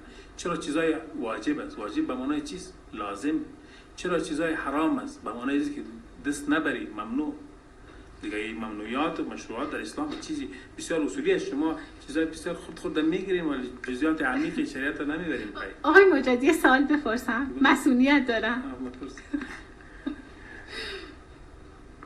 مگر در زمان حضرت رسول الله صلوات الله علیه مگه سینما بوده که ما بگیم از شریعت اسلام؟ مگر در زمان حضرت رسول مثلا نمایش بوده؟ چرا سوال من اینه، دغدغه من اینه، چرا طالبان اجازه نمیده که هر کس در تخصص خودش از تخصصهای مختلف، از دانشهای مختلف استفاده بکنیم، از فکرهای مختلف؟ چرا اجازه نمیدید که جامعه زنان، مگر ببینید یه سوال، من تو دوره اشرف غنی هم اینجا آمدم، درسته آزادی بوده، حالا به اسم تیترش این بوده آزادی بوده، یعنی چی؟ یعنی اگر یک زن حجابم نداشته باشه میتونسته. اما من هر کجای افغانستان رفتم همه خانم‌ها حجاب داشتن. حالا نمیگم اینطوری بودن ولی حجاب داشتن، یعنی خودشون، چون جامعه است، بافت جامعه سنتیه. من میگم که چرا احترام به حقوق فردی نمیگذارین؟ شاید یه خانم بخواد مثلا یه ذره موش پیدا باشه، ما نمیتونیم بگیم تو باید حضرت پیامبر که ما میگیم پیامبر مهربانی بوده. من فکر نمی کنم اینطور بوده. من روزای اول که اومدم خیلی ترسیدم، هر جا رفتم همه اسلحه به دست. طالبان اینطوری بوده، گفتم خب اسلحه‌تون رو کنار بکشید.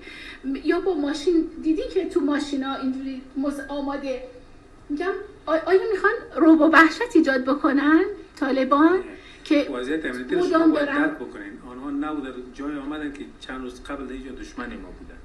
آنها باید مسئولیت خود را محافظت کنن، یعنی جایی که وظیفه برشان سپرده شده از حملات مسئولیت کنن. این حالی که شما امنیت رو در شهر میبینید از همین وجه است که آنها آماده هستند، آماده هر نوع برخورد هستند. این عیب نیست برای از در ابتدای ایام، بلکه بعدا آستا آستا نرمال میشن. اسلحه باز نیاز دیده نمیشه، میگذارن. شما اینجا آمدین اینجا اسلحه نبود، در دروازه ما اسلحه اونجا نیاز است. به هر صورت ما تلاش می‌ورزیم من حیث یک حکومت پاسخگو باشیم به تمام نیازمندی‌ها و فرهنگ‌هایی که شما یادآور شدید، او را چارچوب می‌کنیم در روی قوانین. باز برشان اجازه داده میشه ولی ممنون نمیگه. مسئولیت دارم؟ بله. صادقانه جواب میدید؟ تظاهراتی که در برابر تظاهرات زنان شگفت، خانم‌هایی که با برقع سیاه آمده بودن، بسیاری میگفتن اونها آقایونی بودن که برقع سرشون کردن، از شکل پس سرشون میگفتن و از فرم دستاشون که مردانه بوده. این زنها کی بودن؟ پروپاگاندا. چطوری میشه؟ زنایی که اعتراض کردن قبلا و تعدادشون تا 20 زن هم نمیرسید که در تظاهرات برم. این تعداد همین زنها زیادتر بود از واقع. در قندوز ما آگاهی داریم از مدارس بودن، خانمایی که در مدارس درس میخوانند، در قندوز، در بلخ، در هرات، در ولایت‌های دیگر تا در کابل. از ما خود خانم‌ها آمدن خواستن که ما تظاهرات میکنیم، میبرایم. از ما خواستن، اجازه میخواستن. من گفتم نه، موضوعیت امنیتی حساس است، شما تظاهرات نکن. به نفع ما تظاهرات میکردن خانم‌ها. این تصوری که برپا میشه که مردا بودن خود را پیچاندن و اصلا منطقی نیست. قدر مردا رو جمع کنیم، قدر بازی بتیم، این را به رخ مردم بکشیم و با عقل مردم و منطق مردم بازی بکنیم. این اصلا باید ما نپذیریم که ممکن نیست چیزی را به کسی یکی حتما چیزی خدا می‌ورزه جای سوال میشه روی کامرا دیگه نباید شما زود بازی بکنید. میشه چند تا از این خانم‌ها رو به من معرفی کنیم من باشون مصاحبه بگیرم؟ با دفترتون این هماهنگی رو می‌کنید لطفاً. آره شما بتونید کندوز برید. تو کابل نیستن. در کابل هم هستن. اگه بشه تو کابل اجازه ندادیم. اگه بشه تو کابل، چون من فیلمی که میسازم میخوام صدای همه زنان باشه، چه زنانی که مخالف طالبان هستن، چه زنانی که ما حتما اونا هم حرفی برای گفتن دارن. من پیدا میکنم برای شما شریک. خیلی ممنون، متشکرم. امیدی هست که در افغانستان سینما وجود داشته باشه؟ اگر با شرایط شریعت برابر شه ما حوال تلویزیون خود داریم. قربون شکلتون. شریعت یعنی چی؟ من اینو نمیفهمم. سینما زبان بشر، موسیقی زبان خداونده. زبانم باید طبق اصول باشه. زبان به خاطر دشنام دادن هم است، به خاطر ثنا گفتن هم است. دیگه میتونم بگم که زبان از هر چیز که میکنم بکنه باید چارچوب داشته باشه. بدون قانون هیچ مملکت، هیچ بخش از مملکت پیشرفته نمیتونه. هر تئاتر سینما را اگه شما بگین قوانین از خود داره، همینجا ما در اطلاعات کلتور قوانین سینما رو داریم. نمیشه ما بیایم مسیحیت را در سینما نمایش بدیم مردم تشویق بکنیم. نمیشه چیزی که فرهنگ افغانستان ایجاب نمیکنه بیایم به مردم نشان بدیم به نام تئاتر آزاد است بیاین بشینین بفهمید. قوانین لازمیه شما خلاف قوانین نباشه. ترافیک قوانین میخواه. هر بخش بشریت که چقدر پیشرفت میکنیم قانون میخواه. شما خلاف قانون نباشه.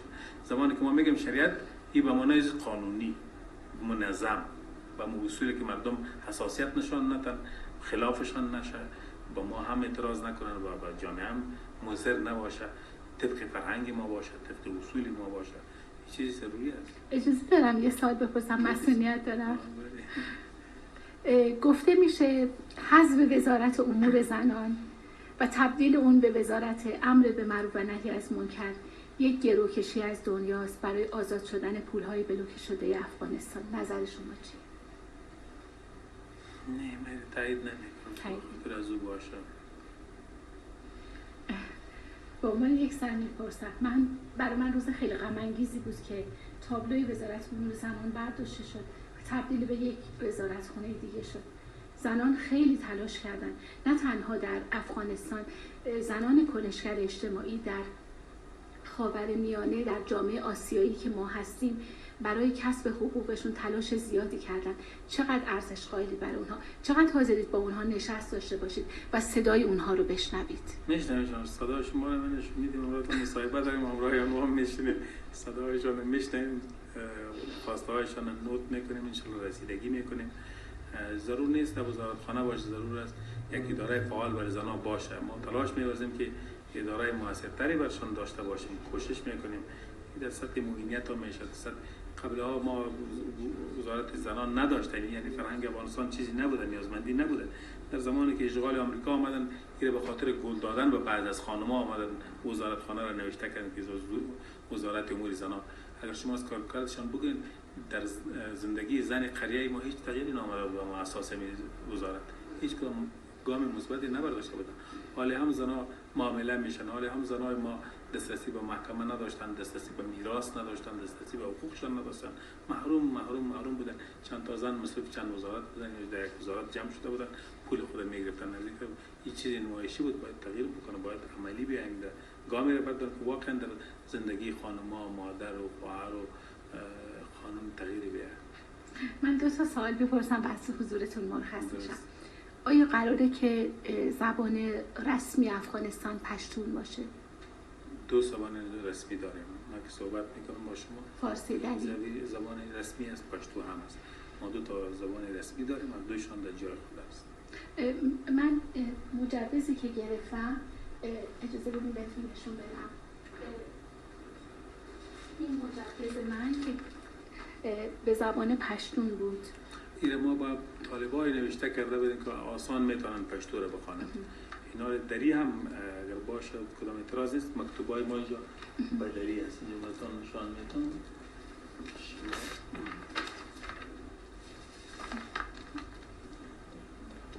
از صدا و سیمای جمهوری اسلامی ایران تقاضای مصاحبه شده از شما. بله. امیر شما ببینید از وزارتخانه آمده. شما ببینید به زبان فارسیه. ما امروز کار کردیم این سرش. بله، پس شما از این به بعد 2 زبان رو رسمی خواهید دانست، هم قبلا نمود بود و هم فارسی دلیل. تغییر نمیاد. خیلی مسئولیت دارم یه سوال بپرسم. میدونید خیلیا از مقاومت پنجشیر حمایت میکردن و امید داشتن که مذاکره بکنید با احمد مسعود به عنوان یک صدایی که صدای خیلی از مردم افغانستان بود. نظرشون چیه؟ خیلی از مردم نبود، صدای چند تا فاسده بود که جنگ میخواستن، فتنه میخواستن. اگر صدای مردم افغانستان می بود علیه اشغال آمریکایی‌ها، تا شما در پنجشیر کدام صدا را شنیده بودید؟ 20 سال آمریکا در اینجا اشغال کرده بود، نیروهای بیگانه از 48 کشور در اینجا حضور داشت، از صبح تا بیگاه مردم را میکشت، بمباردمان میکرد. شما در پنجشیر کدام صدا را شنیده بودید که کشیده باشن از مظلومیت مردم؟ سوال ازش شنیده بودید؟ زمانی که یک امنیت میه، زمانی که اشغال چیده میشه، زمانی که امید از این دیده میشه که دیگر در افغانستان جنگ نباشه، باز در اونجا صدا پیدا میشه. چند تا فتنه‌گر از اینجا بیت المال را با خود فرار داده و رفتن به دره پنجشیر. نمایندگی از مردم پنجشیر نمیکنن، مردم پنجشیر با ماست. مسئولین که در پنجشیر والی هستن، قماندان امنیه است، قاضی است، دیگر مسئولیت‌ها دارن. از همون پنجشیر است. پنجشیری با پنجشیری چه تفاوتی داره که او باید ورزش باشه که دزدی کرده، زیر اشغال کلان شده و فکرشان فکر غربی است. او پنجشیری است و دیگر بیچاره که از پنجشیر است، از خاک خود، از فرهنگ خود دوست داره، به خاطر آزادی کشور خود مبارزه کرده. او پنجشیری نیست به نظر شما؟ من اهل افغانستان نیستم، اما فکر میکنم اگر قراره که طالبان موفقیت کسب بکنه در حکمرانیش، باید صداهای مختلف رو بشنوه، چه اقلیت باشه چه اکثریت باشه. اگر طالبان میخواد موفق باشه، باید گروه‌های مختلف رو مشارکت بده، قوم‌های مختلف رو باید مشارکت بده، نه فقط پشتون‌ها. من فکر میکنم، من از بیرون که نگاه میکنم، به نظرم شما باید این کار رو بکنید. نیازمندی جامعه ما خیلی مهمه. الان من اهل افغانستان نیستم، تحلیلگر سیاسی هم نیستم، اما اینو فهم میکنم وقتی میگن، هزاره ها میگن که ما کجای حکومت طالبان جا داریم. ما تاجیک ها همین رو سوال میکنن و میگن الان فقط پشتون شده و نگرانن و مرگ بر پاکستان میگن. این صداهایی که به نظر من باید شنیده بشه. من فکر میکنم آقای ذبیح الله مجاهد، با احترام فکر میکنم که طالبان نمیتونه و نباید چرخ رو از ابتدا اختراع بکنه، به خاطر که به هر حال بسترهای لازم هست و فکر میکنم ما از دیدن حکومت‌های اطراف کشورمون درس‌های خیلی زیادی میتونیم بیاموزیم و اون این که مشارکت بدیم اقوام مختلف رو اگر قراره که حکمرانی بکنیم. انشاءالله بخش سیاست ما کوشش میکنیم استاد با هم اقوام باشه، اقوام حال هم از در تشکیلات حکومت ما در ولایت‌هایی که ما بدخشان، از تخار، از دیگر ولایت‌های شمالی، تمامش مسئولین از اون ولایت خود هستند. تفاوت نیست، دیگر رو هم به شراکت اقوام ما باور داریم، کوشش میکنیم. ولی بعض از مشکلاتی که تیر شده در بعض گروه ها که متاسفانه اموال مردم را دزدیدن، نام خوب ندارن، با شراکت آنها نظام فعلی هم بدنام میشه، حمایت مردمی خود از دست میده. ما در اینجا محتاط هستیم احتیاط پیش بریم. بله خب این نگرانی هم وجود داره و گفته میشه که طالبان اگر زمانی افغانستان در سیطره آمریکا بود، الان در سیطره پاکستان. آمدن رئیس آیسان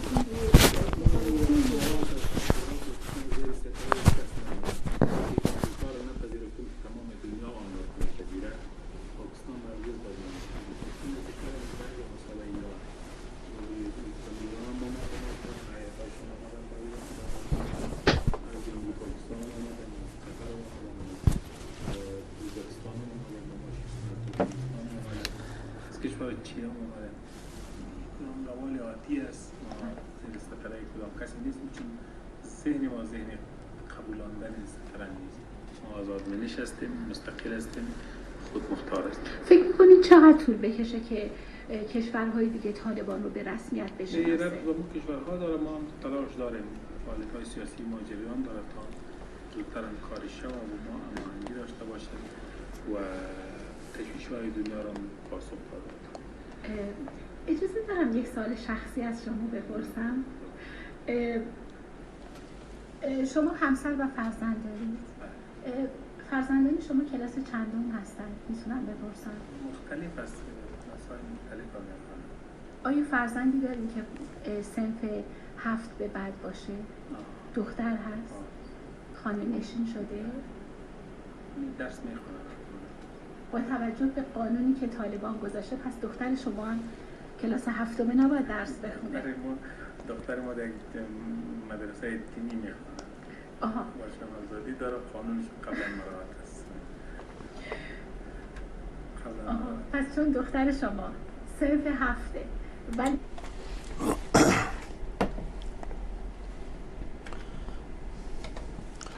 با عرض سلام مجدد.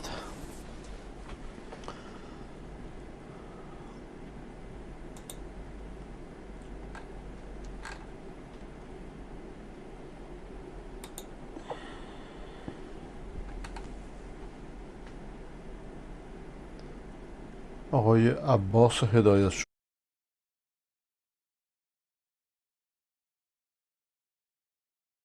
شده، یه علاماتی بدید که شما عباس هدایت شده هستید از کلیپ قبل، از شماره قدیم که من مطمئن بشم.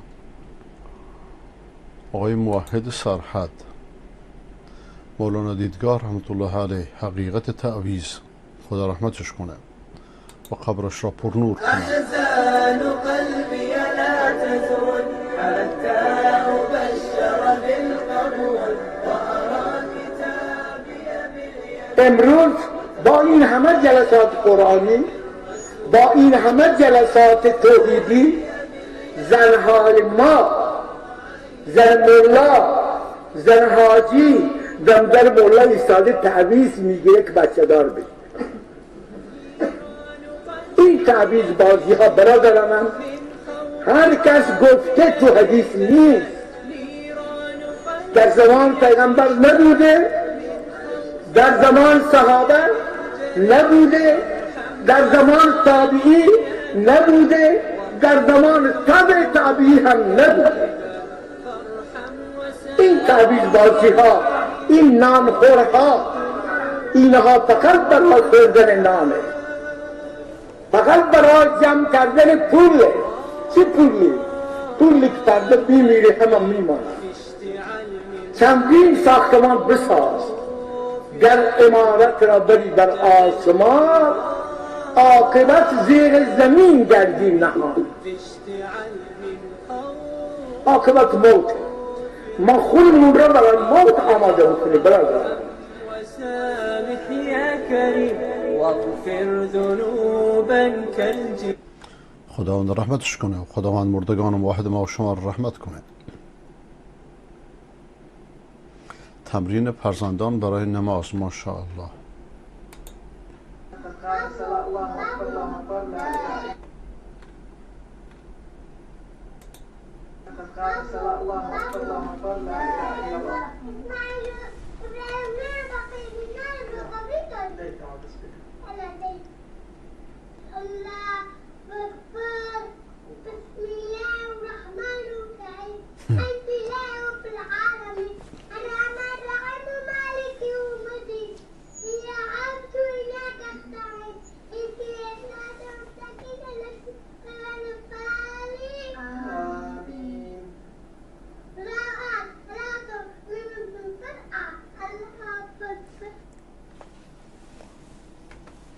کودکان اهل سنت تمرین نماز میکنند.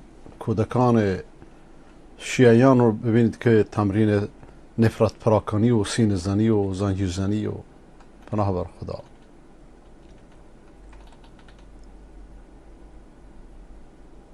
مطر سالم بلوچ، فرمانده نیروی مسلح کشور عمان، ماشاءالله.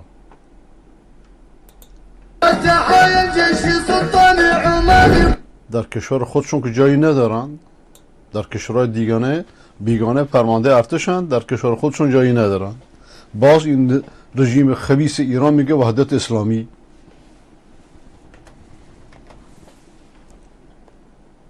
ضحايا جيش سلطان عماني وقايد جيش البنوشي في المعاني صاحب الجلالة هيثم بن طارق الوفاء الرمسي صمم الأماني.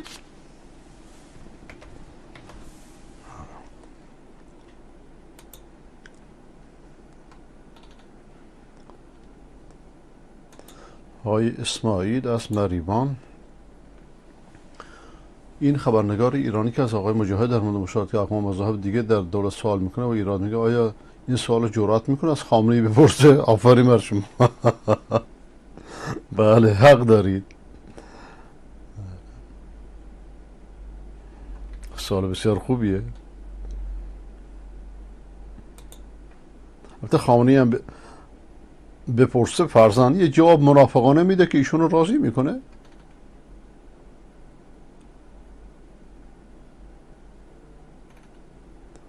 آقای ایمان یا خانم ایمان از تو ایمان اسمی که با هر دو اطلاق میشه درباره مردن، کلیپ شما درباره مردنه.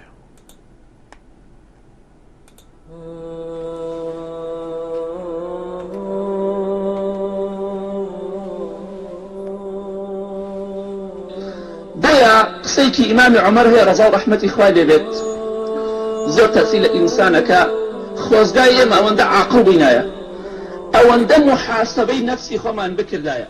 ئیمامی عومەر دەیفەرموو ڕەحمەتی خوای پەروەردگاری لێ بێت كل يوم يقال مات فلان وفلان، هەموو ڕۆژێ دەڵێن فلان کەس مرد فلان کەس مرد، ولا بد من يوم أن يقال فيه مات عمر، ڕۆژێکیش دێ دەڵێن عومەری کوڕی خەتاب مرد ڕەزا و ڕەحمەتی خوای لێ بێت.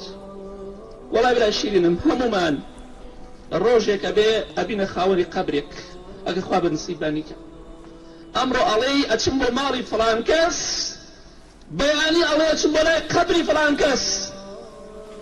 بۆ ئیمامی عومەری کوڕی عەبدولعەزیز ڕەحمەتی خوای لێ بێت دەیفەرموو وانظر إلى تقارب منازلهم، دەی تەماشا بکەن وتاری ئێستا قەبرستانێکە دانای جەنازەیەک بوو، فەرمووی تەماشاکەن ماڵەکانیان چەنێ لە یەکەوە نزیکە. لەوانەیە کەسی وامانتیایە لە شوێنێکی وەک ئەم مزگەوتەدا جێگای نابێتەوە، بەڵام کاتێکە دەمرین سەدەها نەفەری وەکو ئێمە لە جێگایەکی ئەوا جێ بێتەوە، چونکە ڕۆژێکە بە ئێمە وەفات دەکەین. جا بۆیە ئەو قسە ئیمامی عومەر ئەگەر خاوەنی ئیمان بین زۆر تەئسیر مادیەکە.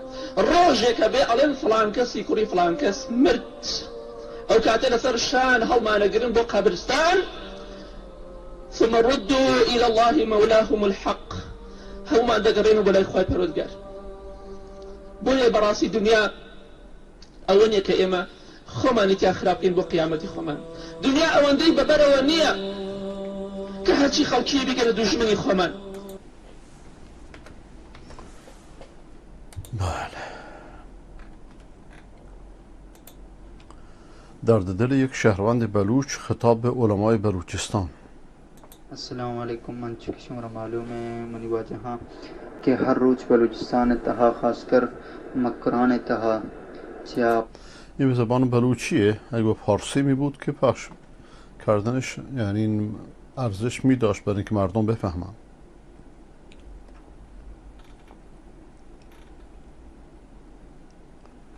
آقای مهران کشاورز.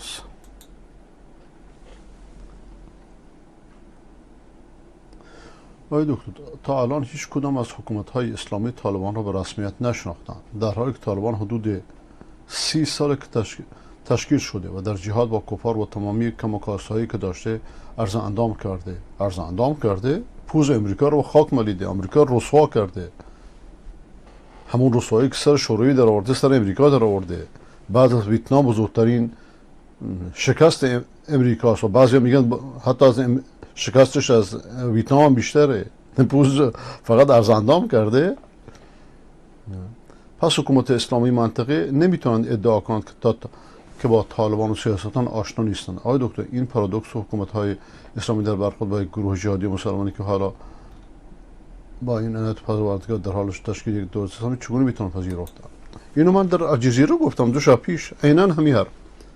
و از همه مهمتر حتی خود قطر که این همه به اینا کمک کرده حداقل باید رسمیتش میشناخت، همچنان که بار اول امارات عربستان رسمیتش شناختن. لیکن امریکا بر منطقه فشار میاره، فشار داره، هیچ کسی بدون اجازه امریکا نمیتونه کاری بکنه. مشکل اینجاه. دقت میکنید؟ خب پاکستان همچنین به رسمیت هیچ کسی به رسمیت نشناخته، بلکه هر که به رسمیت بشناسه باید چوب امریکا رو به سرش بخوره. کدوم دولت که از امریکا نترسه؟ فرعون زمان امریکاه. دموکراسی، این دموکراسی شما دیدیم 20 سال دموکراسی در افغانستان و در عراق و در جای دیگه دیدیم.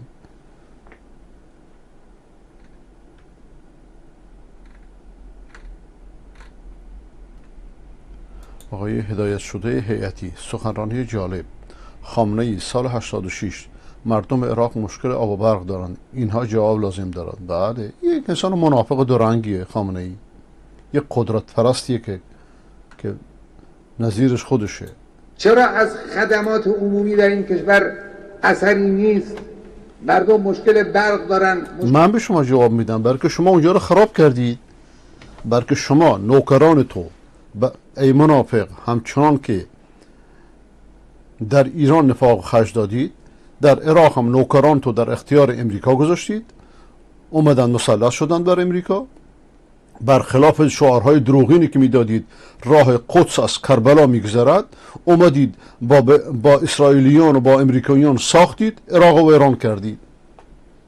و عراق همچنان که امیرالمؤمنین عمر بن خطاب رضی الله تعالی عنه فرموده که جمجمه عربه، شما جمجمه عرب شکستید با همکاری امریکا و اسرائیل. البته شما ها هم خودتون هم مذهبتون بازیچه یهوده. چرا؟ بلکه اونا درستون کردن، هر طور که بازیتون میگیرن بازی میکنید. از قدیم این حرف مال بنده نیست، از قدیم علمای شیعه شناس گفتند، علمای فرقه شناس گفتند. شما من نمیدونم شب میخوابید چطور خودتون تو آینه نگاه میکنید؟ این همه شعار که راه قدس از کربلا میگذرد، آخرش باشون ساختید، کربلا رو عراق و ایران کردید. بعد شما با کشور خودت برق و آب رسوندید که به دیگران برسونید، روز به روز خودت کمتر میشه. که لما تقولون ما لا تفعلون کبر مقتا عند الله ان تقولوا ما لا تفعلون. مشکل سوخت دارن، مشکل آب سالم و آشامیدنی دارن، مدارسشون ویران شده. این آقا وقتی که حرف میزنه من یاد نشه ها میفتم، اگرچه خودش هم معتاده. آدم که نشه باشه براش مهم نیست که چی بگه، هرچی برق و هرچی بخار معده از معدهش بیاد بیرون میگه. آخه خودت مقایسه نمیکنی با کشورت که به چه بدبختی نشوندید؟ دانشگاهاشون ویران شده، مدرسه ای ساخته نشده. ایران گلستانه یا بیمارستان هاشون از حیز انتفاع خارج شده، مردم نیازمند به بیمارستانن. کدام بیمارستان رو اینا ساختن آمریکایی ها؟ کدام بیمارستان رو تجهیز کردن؟ شما در ایران کدام در ایران چند تا بیمارستان تجهیز کردید؟ تجهیز کردن. چند تا بیمارستان ساختید؟ چند تا مدرسه ساختید؟ مدرسه کفری هستند هنوز که بعد از 42 سال بسیاری از مدارس کفری هستند. کدوم دانشگاه رو یا ساختن یا تعمیر کردن؟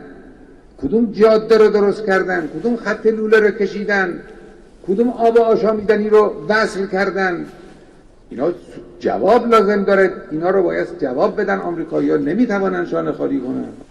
خب خود ملت همین سوالا رو از شما میکنه، شما هم جواب بده. خود ملت ایران تک تک این سوالا رو 10 برابر از شما میکنه، جواب بده. به جایی که ببریشون زندان ها رو بیشتر کنید، زندانات چند برابر شده. بزرگترین کشور برای اعدام، بزرگترین کشور برای فقر، برای فحشا، برای صیغه، برای رشوه.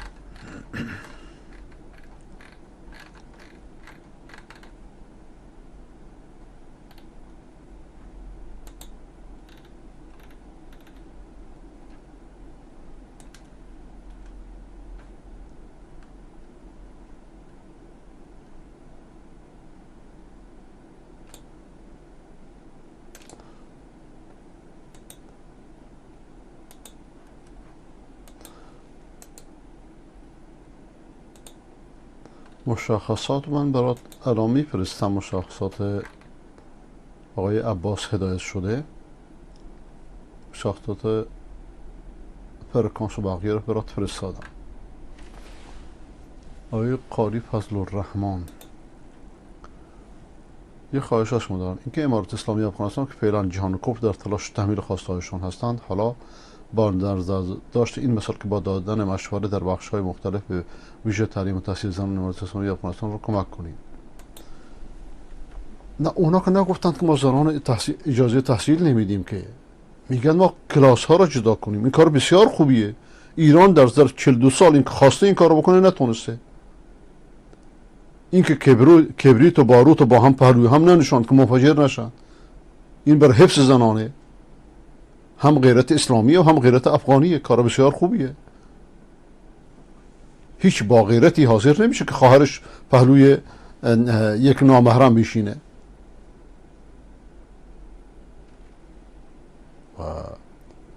و اینا نشون تازه حتی در دفعه قبل مشکل تبلیغات دجالان دنیاست. مولانا فضل الرحمن من دیدمش. مولانا فضل الرحمن یکی از بزرگترین علمای پاکستان، رئیس جمعیت علمای پاکستانه. هر سال معمولا تو عمره میبینمش، تو حج، تو رمضان ببخشید. بعد ایشون اون موقع که طالبان بودن اومد اینجا لندن، گفت که طالبان حدود 60 یا 600 دقیق یادم نیست، قبلا تو همین برنامه گفتم، مدرسه دخترانه دارن. لیکن اینا با فحشا مخالفن، اینا با اختلاط مخالفن. اختلاط حرامه، اختلاط زن و مرد حرامه. کدوم عالم گفته که حلاله؟ کدوم مذهب گفته که حلاله؟ حتی شیعیان هم نمیگن حلاله. شیعیان که این همه با صیغه و میغه و دین خراب کردن، عالمانشون نمیگن که اختلاط زن و مرد حلاله. لیکن نمیتونن، در مقابل جامعه نمیتونن. لیکن نصیحتی که من بنده به طالبان دارم اینه که یک مذهب مشکلی رو حل نمیکنه. شما در یک فرصت طلایی تاریخی قرار دارید، 40 سال جهاد کردید، با تنگ نظری جهادتون رو برباد ندید. عدل کنید، خداوند کمکتون میکنه. شیخ الاسلام ابن تیمیه میفرماد که ان الله ینصر الدولة الكافرة ان كانت عادله و یخذل الدولة المسلمه ان كانت ظالمه. خداوند دولت کافر رو، کافر بیدین رو، اگر عدل کنه کمکش میکنه. دولت مسلمان را اگر ظلم کنه کمکش نمیکنه، دست از کمکش بر میداره. معیار عدالته و عدالت در قرآن مشخصه، در سنت مشخصه، در شرع مشخصه. عدالت سلفی کشی نیست، عدالت اهل حدیث کشی نیست، عدالت تنگ نظری و بکار نگرفتن اکثر جامعه که غیر طالبانی باشه نیست. طالبان یک گروه مسلمانند، یک حزب دولت تشکیل داده، حقشه، لیکن از دیگران کار بگیره. بقیه مسلمانان که زیر سایه‌اش هستند کار بگیره، استعدادها رشد بکنه. ایران تجربه کرد مکتبی بودن و ولای شخصی رو. ببینید به چه روز سیاهی رسیده. به جای مکتبی بودن تخصص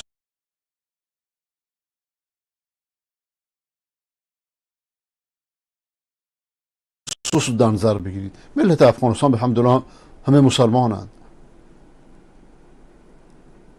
و اگرچه من هنوز طالبان رو متهم نمی کنم به سلفی کشی، لیکن گروهی که در میان طالبان هستند به نام سیپی های صوفی قبلا هم نشون دادن و این خط غالبه در افغانستان.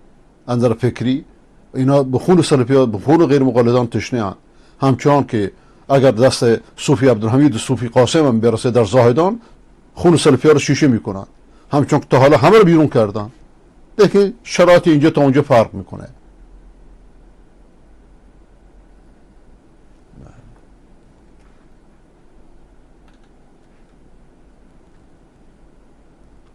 آقای سامان از بلوچستان، نماز کودک در خیابان.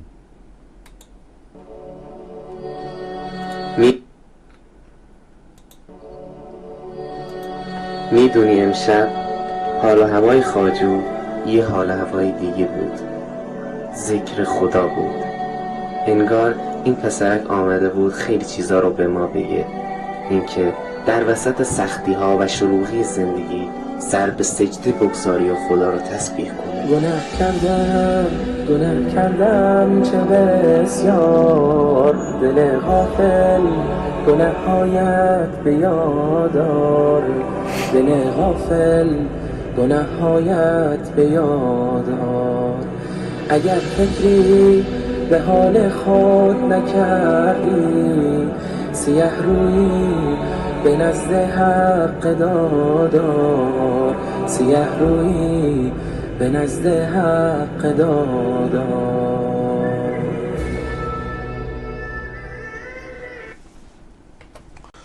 خداوند به پدر مادر و استادانش خیر بده که اینجوری آموختنش. و شیخ علی طنطاوی جمله بسیار جالبی داره، میگه نماز 5 وقت نماز تو مرتب کن، ببین خدا منظم کن، ببین خداوند چطوری باقی کاراتو منظم میکنه.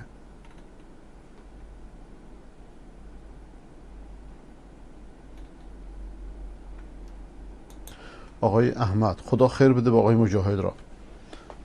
اصلا از این شاخه به اون شاخه نپرید، دقیقاً به سوال پاسخ میداد. حالا همین سوالات رو از یک روحانی بپرسین، شما از 10 سوال کنید او از درخت شما از 10 سوال کنید او از درخت پاسخ حق دارید والله.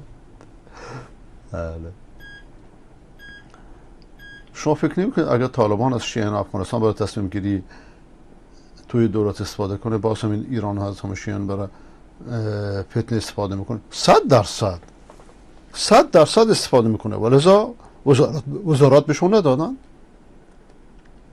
فعلا که موقته، لیکن بعدا گفتند که ازشون کار میگیریم. مثل سونیان ایران نخواهند بود که یه استاندار سونی نداریم، وزارات به جا خودش یه فرماندار سونی نداریم. اگه تازگی ها خبری فرماندار شاید گذاشته باشن بعد از 42 سال. لیکن هر کشوری با عدالت باید الگو باشه. ایران الگوی مسلمانان نیست. ایران یک مذهب قالی گمراه درش حاکمه که آبروی اسلام برده. روحانیان شیعه و مذهب شیعه یک آره برای اسلام، برای کسانی که تشیع رو بشناسن. نمیگم شیعیان، میگم مذهب. وقتی میگم مذهب یعنی کتب خمینی تا کلینی، یعنی این آرا و اندیشه ها که هیچ ربطی به اهل بیت نداره، لیکن این عالمان میدونن، مقلدان و جاهلان نمیدونن. و منافقان کاری به چیزا ندارن. منافقان کارشون دنیا پرستیه. آقای سید شهاب محمودی، شما همش اینستاگرام میفرستید و نمیگی هم چی هست.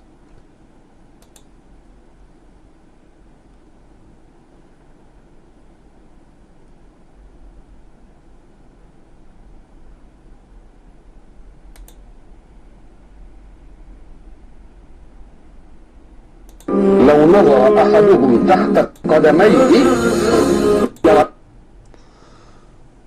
خب اینو چطوری بزرگش کنم که يقول رسول الله صلى الله عليه وسلم لصاحبه: ما ظنك باثنين الله ثالثهما؟ اللي تشوف كده الآية لا تحزن إن الله معنا. إذا فأبو بكر مع رسول الله في معية من؟ في معية الله. هل في معية الله رد على قول أبي بكر لو نظر أحدهم تحت قدميه لرآنا؟ نعم. يعني معناه اطمئن، فإنه لو نظر أحدهم تحت قدميه لا يرانا.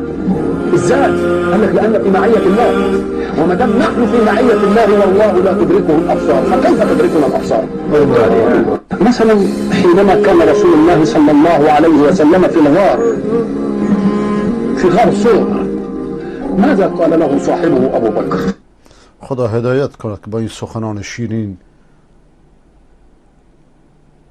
ابزار شیطان رو میذارند. قال له لو نظر أحدهم تحت قدميه لرآه. يقول رسول الله صلى الله عليه وسلم لصاحبه ما ظنك باثنين الله ثالثهما؟ اللي تشير إليها الآية لا تحزن إلا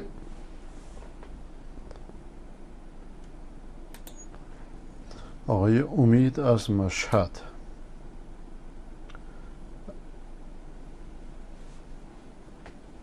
اگر کسی شب جمعه فوت کنه فضیلتی داره؟ اگر مسلمان و موحد باشه بله، روز جمعه و شب جمعه بهترین روزهای هفته و ساله و در ضمن فردا که جمعه هست از امشب تا فردا شب آسمانو درود باران کنید و دهنتون رو با درود به پیامبر معطر بفرمایید و هر باری که شما درود بگویید خداوند 10 بار بر شما درود میگوید. در شب و روز جمعه بهترین عبادتو اللهم صل علی محمد و علی آل محمد کما صلیت علی ابراهیم و علی آل ابراهیم انک حمید مجید. تو بازار رفتی تسبیح دستت باشه هی درود بخون در قلبو. شما درود و ذکر رو تجربه کنید در ظرف 1 هفته 2 هفته 1 ماه، ببینید چه اثری بر قلبتون میذاره، چه اثری بر فکرتون میذاره، چه اثری بر اعمالتون میذاره.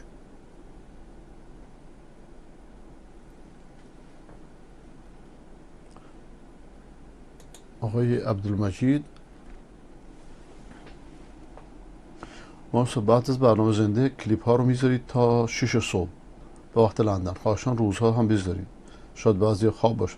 روزها برنامه دیگه میذاریم، روزها برنامه دیگه هستش، امکانش که هست، ولی روزها برنامه دیگه هست. به این خاطر امشب شب جمعه است.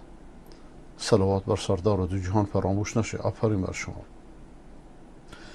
هم شب جمعه هم دوشنبه و هم پنجشنبه یادآوری هم بکنید که دوشنبه پنجشنبه تذکر برای روزه باشه، شب جمعه هم تذکر برای درود و آداب جمعه.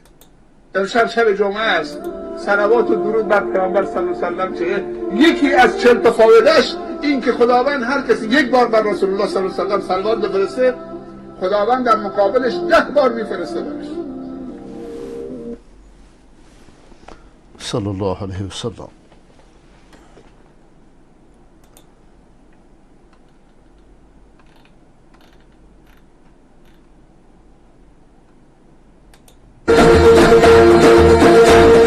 آقا این که نشد، این که دانس و رقصه. آقای عبدالمؤمن از تاجیکستان. در ضمن برادر تاجیکی که اگر از معهد علامه احسان علیه ظهیر صدای منو میشنوه الان، اون برادر تاجیکی که رفت سفارت ایران در روسیه یا در تاجیکستان، با اون مردانگی بهشون جواب محکم داد و بعد ویزای پاکستان گرفت و رفت پاکستان. اگه صدای منو میشنوی با من مکاتبه کن. من اسم شما یادم رفته، اسم شما رو نوشتم ولی یادم رفته الان.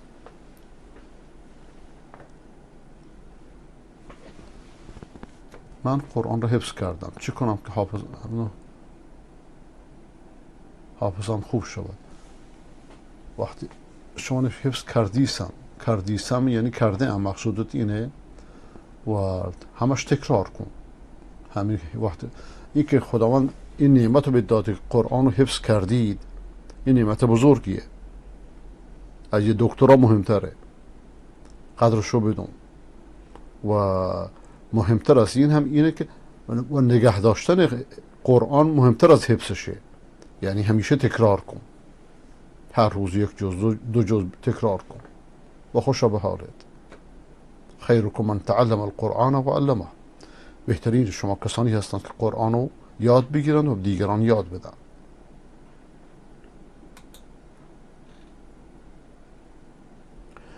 مولوی چابهاری سر قبر حافظ.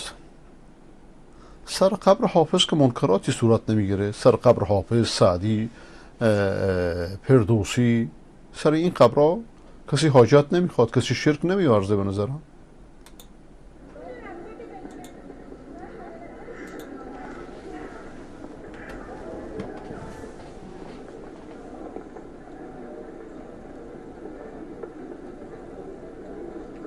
تازه حافظ جبری بوده. من تعجبم، یعنی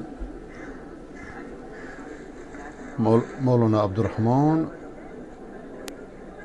شونه. بله، مولانا عبدالرحمن با علامه برقی آشنایی داشت، حتما کتاب گفتگوی با حافظ رو خونده. ایشون اهل مطالعه، اهل علمه و با این حال میره سر قبر حافظ. من تعجبم، مگه که به خاطر شاعر مزاجیش باشه.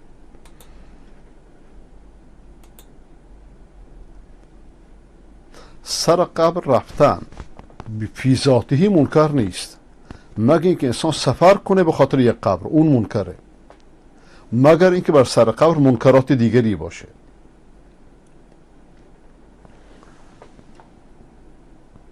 آقای ابو محمد هدایت شده از احواز سلامت باشی. سوالی دارم، برای حضرت پدر فوت شده که ناراضی از من فوت شده چیکار میتونم بکنم؟ دعای خیر، طلب استغفار در نمازها، در سجده ها. اگر وضع مادیت خوبه صدقه بده، خیرات بده در راه خدا به نیتی که بر اون برسه. و دعا از همه چی مهمتره.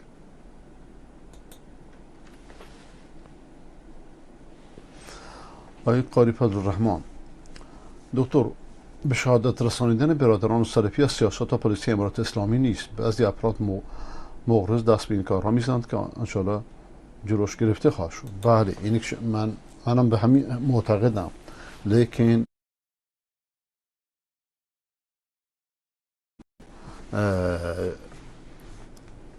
چرا کسی رو تا حالا پیدا نکردن؟ دو، چرا مدارسشون بسته شده؟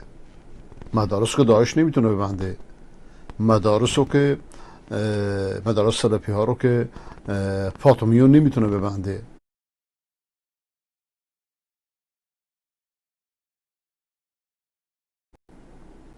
دقت میکنی؟ و تازه این که اونا میگن ما نکشتیم، این کافی نیست. اظهار تبری نکردن، براعت نجستن، محکوم نکردن. آقای محمد از روسیه: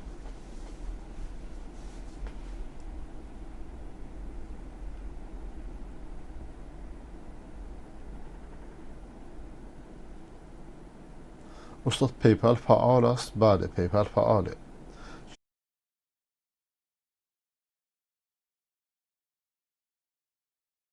چند نفر که در رأس است از طالبان است، پرسنل اجیران دولت در حدود 1,500,000 است. اینها همشون مردمان سابق هستند. متوجه نشدم مقصود تو چیه، متوجه نشدم. درباره مولانا محمد عمر سربازی 1 دقیقه، این من شنیدم قبلا پخشش کردم. نمیاد متاسفانه.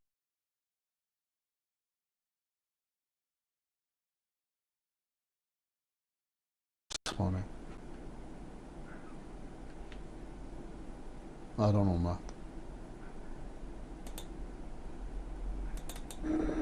هر کس که به مولانا محمد عمر رحمه الله لب کشایی کا ادب داره، از زحماتی که برای سربلندی پرچم توحید در بلوچستان نشیب و فرار، پیاده و گشت پیاده سواری که هیچی خبری نمیداره.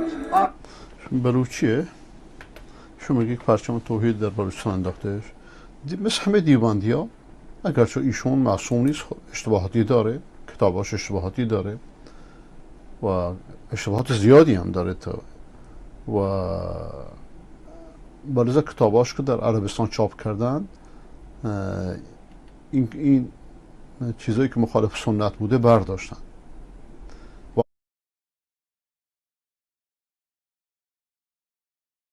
وقتی من این حرف شنیدم گفتم اشتباه کردی، نباید برمی داشتیم. اونا میگفتن یعنی رأیشون واجیح بود. گفتم ما نخواستیم منکری رو منتشر بکنیم. دکتر برای خودتون بخونید. چشم.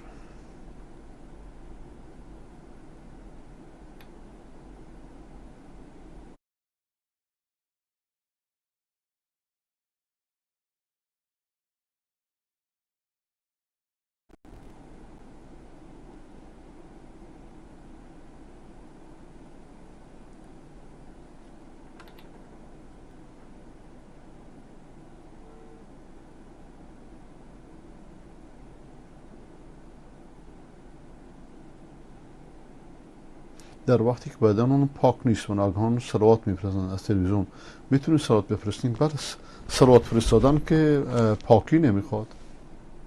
بدون وضو میتونی صلوات بفرستی.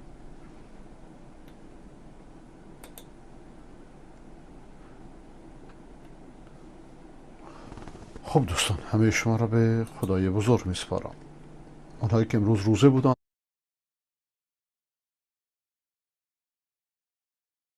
خداوند روزهاشون رو بپذیره و خداوند به من شما توفیق بده که فرض عین خودمون را که نماز جمعه باشد و بهترین شکل پرده ادا کنیم.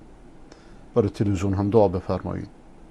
ای خدایا، مردگان موحد ما را رحمت بفرما، فرزندان ما و بینندگان ما را صالح بفرما و مطیع، و مریضان ما را شفا بده و مشکلات ما و بینندگان ما را و مشکلات کانال ما را حل بفرما و گمراهان ما را هدایت بفرما.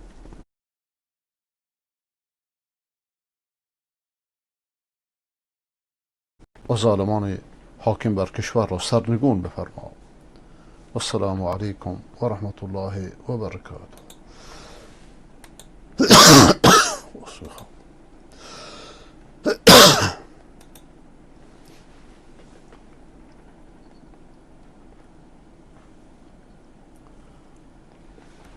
کلیپ هایی که براتون گذاشتم،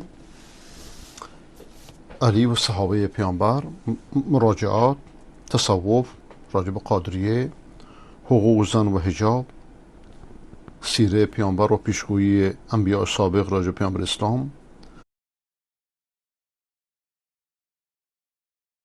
علی و امامت از زبان خودش.